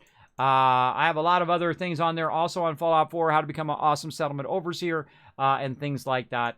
I wish I had more time for doing those. I would do some on Fallout 76, hopefully after TwitchCon. Because right now, trying to get my mods at TwitchCon. Speaking of moments of joy, that's what I've done for the last 81 days. Now, if you ever wonder, man, do people got your back? Well, I got my mods back because I call them the heroes behind the stream. I'm literally going to be streaming for 700 hours this year. I've streamed for 81 days in a row. Now, I couldn't even have done that a year ago. There's no way I could stream this long every single day for that amount of time. Every donation is going to them. I am not included in that bar or the bar that was there before. I am not included in that bar. That is just for them to pay for their hotel, pay for their tickets, and to pay for their flights. Pay for their flight to TwitchCon. I have sleep apnea, so sometimes my brain stops in the middle of what I'm saying. Basically, that is what that's for. So if you want to go ahead and show someone else some love, you can donate, and it will go toward that. Know also that you can also get a Kismet loot drop. And you're like, well, what's that, Kismet? Well, that's from my sponsors, who are those big old sponsors down below the stream. Thank you to all of them for their love. I'll send you some cool stuff from them and also from TwitchCon. They'll go around TwitchCon, depending on what level you donate at. They'll go around TwitchCon for you on your behalf and get all your favorite streamers to sign it if they're there. No guarantee because they may not be there or they may not be available. But they'll stand in that line for an hour or 2 hours for you and get that thing signed for you. That's right. That's what they'll do in exchange, right? I think that's the least they could do for in exchange, depending on what level you donate. It's at like $150 or $200 donate level, but you can check it all out down below the stream. Now, just so you know, we're about $350 or $360 away from finishing. The second that bar is filled, there will be no more. There'll be no more loot drops. There'll be no more sending it out. So if you want to be part of it, now's your chance before it's done. And I feel like we're going to get it. We're getting pretty close. I was a little worried about it, but I feel like we're going to get it. I will be, of course, streaming for over 100 days in a row on behalf of getting my mods to TwitchCon. And I know we're going to have a great time. We're going to have a great time on your behalf. We're going to go and get a bunch of stuff, and then I'm going to send those loot drops out to you guys who opt in. And then I'm going to have moments of joy at TwitchCon. I'm going to have moments of joy talking with you guys. I'm going to have moments of joy after TwitchCon telling you guys about the experience. And then when you guys get those loot drops, you guys will have moments of joy, which will bring me joy as well. And I'll collect those moments of joy. And that's what I do. And I plan to do that for the rest of my life and play games as much as I feel like playing them. And that's too bad if anybody else got a problem with that. There's the door, baby. There's the door. Do what you love to do every day, because you got all these people trying to drag you down. You got all these people trying to naysay you. People come in my stream, Kismet, you're old, Kismet, it's never going to happen, blah, blah, blah, blah, blah. But I'm relentless. I never stop. I never stop. I'm always relentless in everything that I do. I go into it. I go into it all in. And that's what you got to do. You got to go all in. You go in halfway, you never know what might have happened, right? You go in halfway. It's like love. You got to go all in, right? My wife, when I first met my wife, I'm telling you, I've been with some ladies before. Some of them were crazy. And I had, my last girlfriend before my wife was crazy. But you like that when you're young, though. The crazy ladies when you're young are great. You crazy ladies out there know what I'm talking about. You know, when you get to a certain point, I'm like, okay, I'm just going to, you know, ex-girlfriend now. I'm going to go ahead and just concentrate on my career, concentrate on making money and doing that stuff. Never was going to get married, never going to have children, none of that. And of course, you meet the special someone. And it's like lightning. It's like being struck by lightning. Now, I don't really know what struck by lightning feels like because I've never actually been struck by lightning. But I'm telling you, it's pretty close. And I'm like, whoa, there's something different about this person than everybody else in the world. She's She's the most important thing to me than anything else in the world. Money, stuff, things. There's one person that exists that is the ultimate, right? Is like, you're just like, there's my wife and there's everybody else. Even my kids. My kids are secondary and they know it. They know it. My wife is always number one. Always treat your mother with respect. Always. Always. I don't care what age you are. I don't care if you're 90 years old. Treat your mother with respect. There you go. There you go. So, that I consider myself very lucky in that way, too. I found her very early, in my 20s, right? And then, of course, you know how it goes. You know how it goes, right? You find a beautiful girl. Where do you want to live? You know, I was born and raised in California. Lived there for 30 years or so. And then it's like, where do I want to raise my kids? Do I want to raise where I grew up, man? Where you just literally, like, somebody had a knife or, you know, battle, you know, you're always in the middle of a battle there, right? Just some group has got some beef with you. I've been in a lot of fights. You got to pick somebody and just beat them down the ground to earn their respect. And then, of course, you're going to get beat. And then you're good. That's my childhood right there. It wasn't easy, I'm telling you. It wasn't easy. And a lot of people have that problem, right? Bullies bother them or they have to fight. You know, when you're a guy, you got to, you know, when I was young, I foolishly thought that I had to prove I was a man. Now, you know what a man is? A man is being there holding your wife's hand when she's having a baby. You're being there for your kids when they're at their recital. That's what a man is, right? Changing those diapers, to going to work, getting that cash money, bringing home that bacon, delivering for your family. That's what a man is, right? Not that whole, look at me, I've got, you know, these special shoes and I'm, you know, Mr. Special Pants and, you know, I got all these ladies on the line and all that stuff. That's not being a man. That's still being a child. At least I think so. But of course, hey, it's your life. They're your life choices. They're all on you. Go to the thing. And see, you know, I say my point of view, but I never tell people what to do. It's up to you. It's your life. They're your choices. I'm not here to tell people who to love. I'm not here to tell people who they should be or anything like that. I just tell you from my point of view. And I find that's the best way to approach it. It's to come from your point of view, and then people can decide for themselves, right? They can make the choice on their own. Because I certainly don't like people telling me what to do because I don't listen. I answer to no one. I've been dodging the Reaper for the last 5 years. I'm lucky to be alive at this point. I'm lucky to be this high level in real life. So that's the way I look at it. All right, let's save some ammo for my crew here, too. Let's put that away. Oh, not my fusion cores. No. Well, I got a bunch of fusion cores in there. Get those all out of there. Get those all out of there. Put those things back where it came from before we all die. All right, so we made some caps. How are we looking at now? Whoop, whoop. All right, back up there again. We're at 700 caps now. We've got about 500 caps there. Let's go ahead and find some more ways to make some caps. Now, if I had my crew on right now, we would run what I call the crew cash run. Let's see how much we got left. 198. I could probably sell this purified water. There we go. Make that money. Now, normally how I make lots of money, millions, billions, even trillions in Fallout 4 is purified water. You can do it from the very beginning of the game. By level 5, I could be making 5,000 caps every 2 days in game. By level 10, 20,000 caps every few days in game from purified water. You want to see me do it? I got my entire playthrough on YouTube. Go check it out. You can watch me do it through the whole entire playthrough. And, of course, continue up all the way up until you're making 100,000 caps every couple days in game. You can buy out every single vendor in the game every 2 days. Yeah, that's why they call me the Wasteland Tycoon. We'll do the same in this game, right? We go around, but we don't want to rush it. We want to take the journey, right? We want to take the journey. So we went over here. We grabbed a bunch of loot there. We're styling. Now, the other place is right over here, the glass cavern. You go in there, and there's a crazy ton of loot in there. I don't know if we have enough time for that today, but I would go into there and absolutely just loot everything in there, right? You're going to be massively overburdened when you come out of there, though. But the nice thing is when you come out, you're going to come out just up of the drop site here. You're going to come out right about here. And there's a whole bunch of places to scrap right there. So you can scrap all your heavy stuff and then carry all your loot out of there. You can sell it to the vendor. In fact, every time I come out of there, I make about 10,000 caps in a single run. So if you want to make a lot of caps, go into Glass Cavern, run in there, get all that ultrasite, get all that stuff in there, and then come out. Scrap what you can, or don't scrap anything. Just start walking. Walk across to Watoga Station, which is a vendor there, and just park your character there. Sell it one day, come back the next day, sell some more. Sometimes it takes up to 5 days, just from one run. 5 days to sell it. That's a lot of money. That's a lot of caps right there. Just to sell that stuff off. And of course, you can only do 1,400 caps per day. So it's good to know that. Now, another thing you can do also, of course, is also plant some food, right?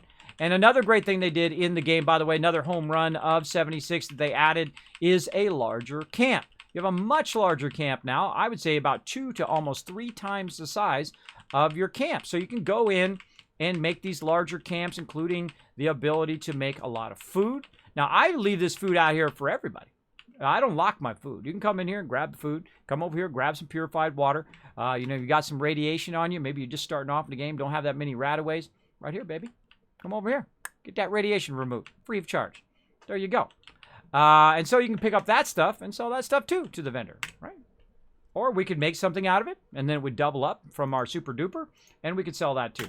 A little, I can just take it and sell it right here. It's all going to go bad anyway if I keep it on me. So I might as well just sell it. Boom, there we go, down to 5 caps. I just made 1,400 caps.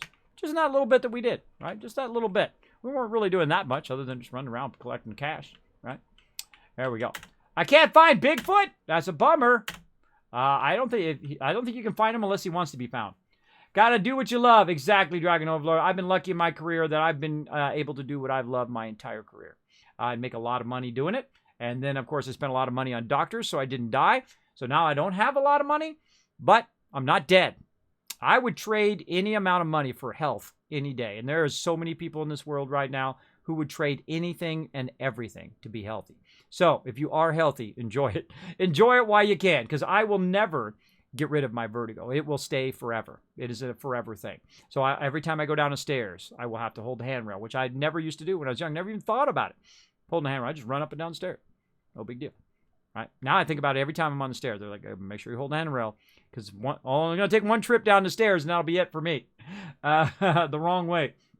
I've actually fallen on the stairs before. I was carrying a glass of milk up, and all of a sudden I got real dizzy. And see, what my problem is that it feels like I'm falling. But I don't know if I'm actually falling or not, because it feels like I'm falling, but sometimes I'm not falling.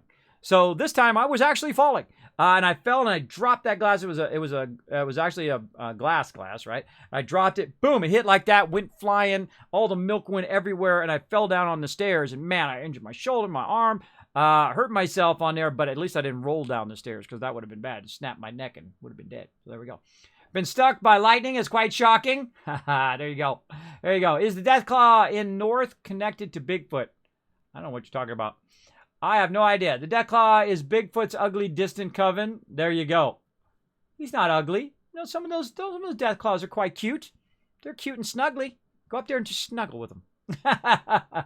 There is one actually in Fallout 4 who will be your best buddy.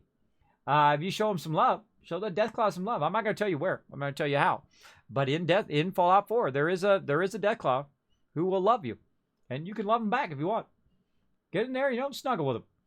There we go. Aren't you married? So how really free are you? I am free to do whatever I want. I answer to no one. Some people say, "Oh, well, don't you answer your wife?" Nope. I answer to no one. I am the patriarch now. I answer to nobody. And that's it. Is this confirmed by Todd? That is Bigfoot? You got some weird questions in the chat. It's so early. It is early. Or it's late, depending on how you look at it. It's 5:36 for me. It's confirmed by science. I still run regardless. Yeah. Even if you don't find Bigfoot in it, I suggest to go have some fun. Now, again, I recommend 76. I think it's super fun, especially you get it for like $15, by the way. They had it on sale on Amazon for like $15 for Xbox and PS4. What if it, let me see if it's still in my pop-up over here.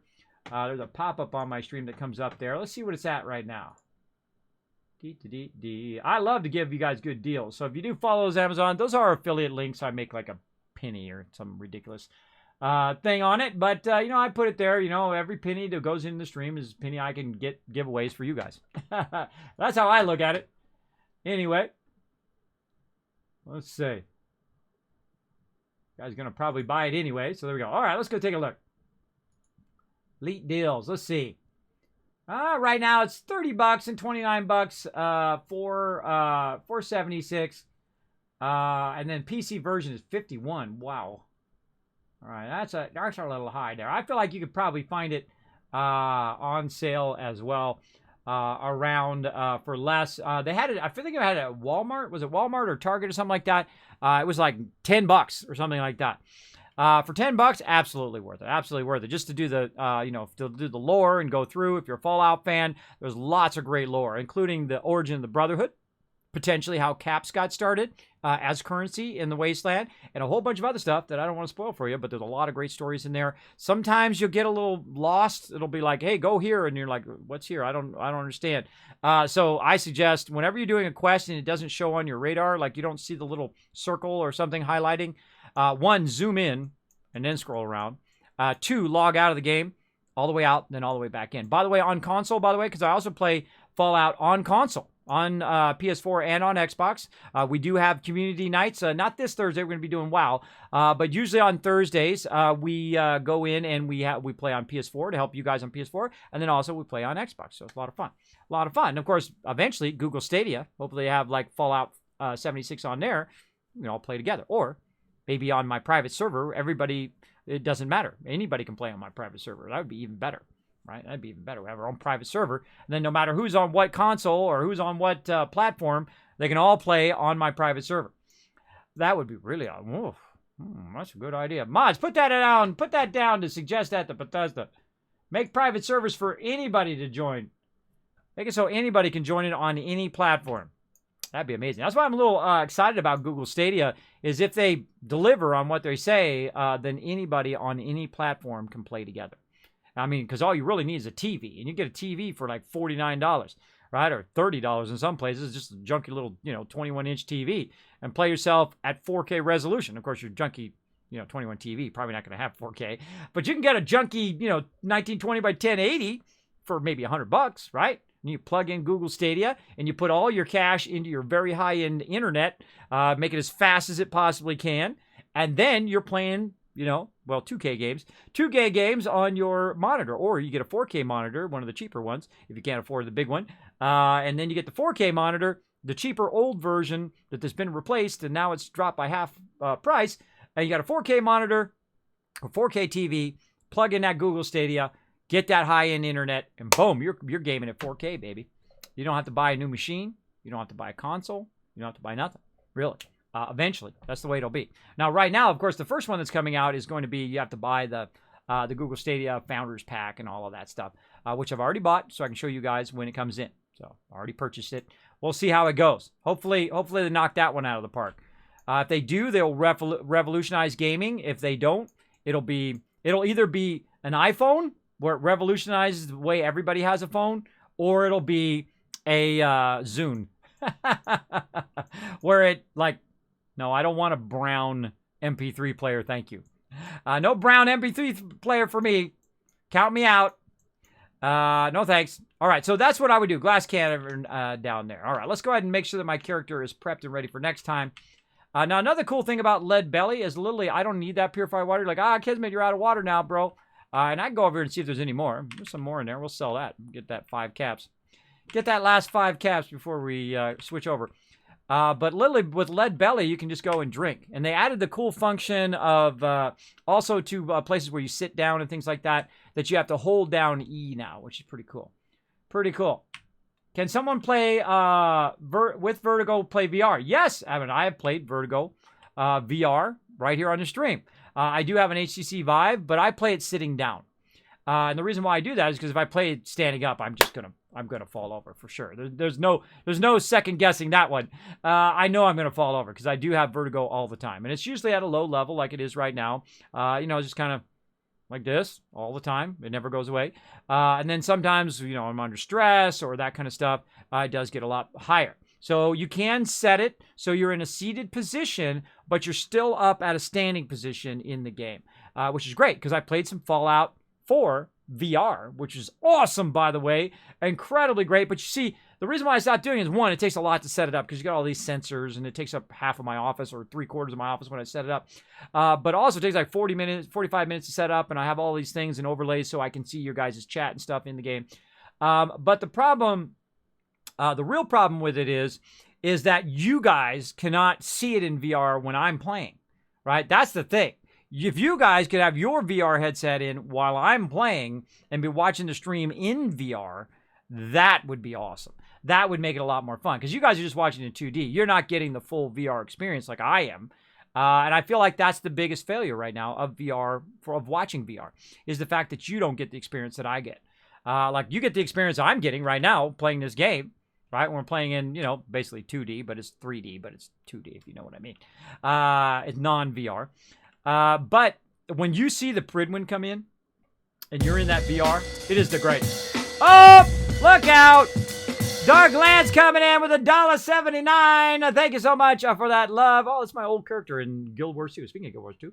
Thank you so much. Every dollar does help, by the way. Every dollar does help. So thank you so much for that, Dark Lance. Appreciate that tip big time on behalf of my mods. Thank you for getting them just one little step closer. Appreciate it. Appreciate it big time. Yeah, so when the Pridwin comes in VR, it is awesome. It is the coolest thing ever. And you really feel like you're in the world. And especially the interface with the HTC Vive, where you have this, and it goes like this, and it's all this virtual thing that you're moving around in game and you're picking it. I think you can see that on my thing. Let's see. Oh yeah, I already got that. You can see that on my videos on YouTube. Watch this as I press a button. Pops right there in chat. Check it out over there, too. Just search for, Kismet VR or something like that. And you'll see that playthrough where I played through. I didn't play through all the way through because it was just there's a lot of work to keep that VR going. But I'm kind of interested also, and that was like $800 for that VR headset, too. I feel bad not even using it all the time.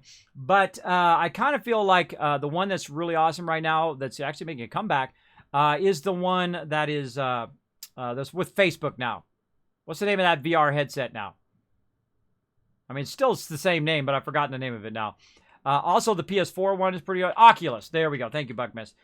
Because it doesn't have any room sensors. Actually, the sensors are on the actual unit, which is pretty cool. Pretty cool as well. I don't know. Maybe I'll send in and ask them. Hold on. Let me put that in my to-do list and see if they'll send me a version of that.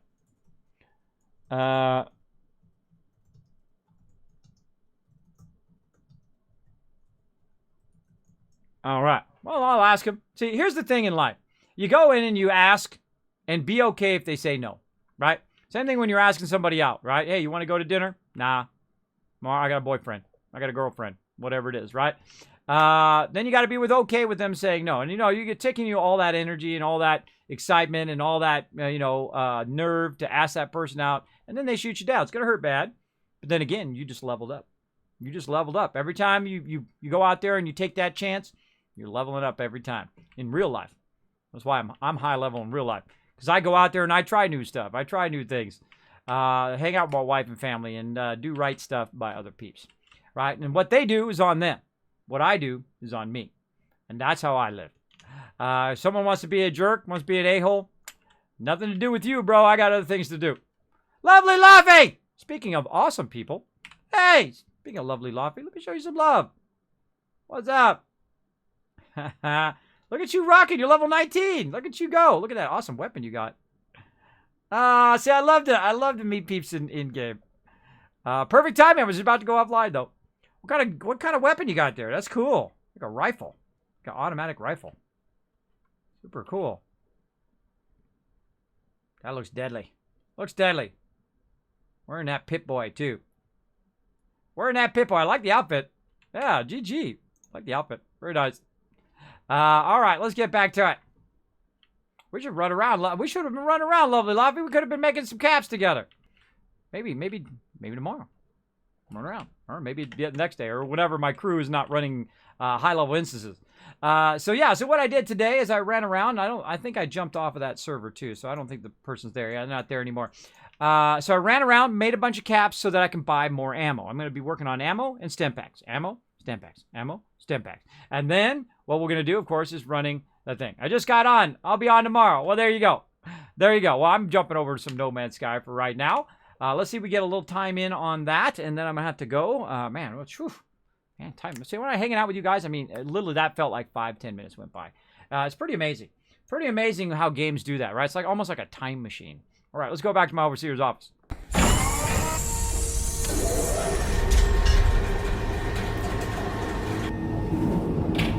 All right, everybody, let's get into it. Let's get into it here. Let's get into a little bit of No Man's Sky. I'm going to try to finish this off. Is this warm yet? No, okay, good. Still cool. Still cool. All right, let's finish this off, everybody. We got our first drink down. Let's go.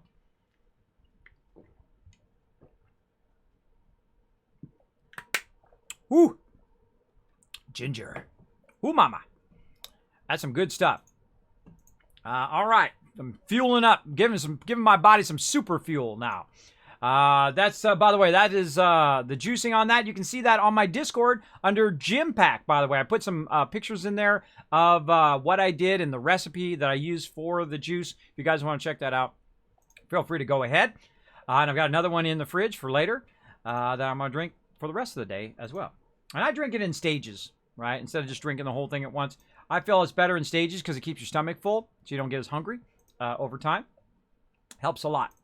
Helps a lot. Now, of course, if you are watching this in the future, do me a huge favor. If you're watching this on YouTube, hello from the past and all the awesome people in the chat right now. They say hello.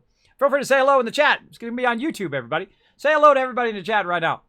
And watch for the next one, which is going to come up in a bit. Of course, hit that subscribe button, hit the bell. You know what to do. You've seen YouTube videos before. Hit that like button down below, and I want you to put Lovely Laffy's name in the comments down below so I know you made it all the way to the end of this video, and come into my stream and tell me that you left a comment on my YouTube videos, and I'll give you kiss caps for that as well. And maybe you'll win a future contest and giveaway. You never know. There you go. Everybody saying hello to YouTube. All right, everybody. Let's go and stop that recording. There we go. We're going to start another one. All right, everybody. I'm going to go ahead and take a quick AFK, too. Now, another thing you should do is, take a break from time to time. When you're at the computer, whether you're at work or whether you're whatever. I find, every couple hours or so, you want to get up, walk around, re-energizes you, re-gets you going, kind of wake up a little bit, might be so focused on what you're doing. So that's what I like to do. I like to do that. It really does help my health a lot. I feel like I'm a bit stronger because I do that. I don't just, sit for 16 hours in a row, though I have done that many times in the past. Not a smart idea. We're going to go ahead and go Stealth Boy. And while I'm Stealth Boy, feel free to talk to my mods. Feel free to talk to each other. Hang out in the stream. Appreciate you guys being here. What games are you guys looking forward to? You going to play some WoW Classic? You going to play some No Man's Sky? You going to play some of that? Let me know in the chat. I'll be right back. Hey everybody, Kismet here. Thank you so much for watching this video. Make sure to hit that subscribe button right in the center of the screen. Also check me out live on twitch.tv/Kismet. I'll see you all next time.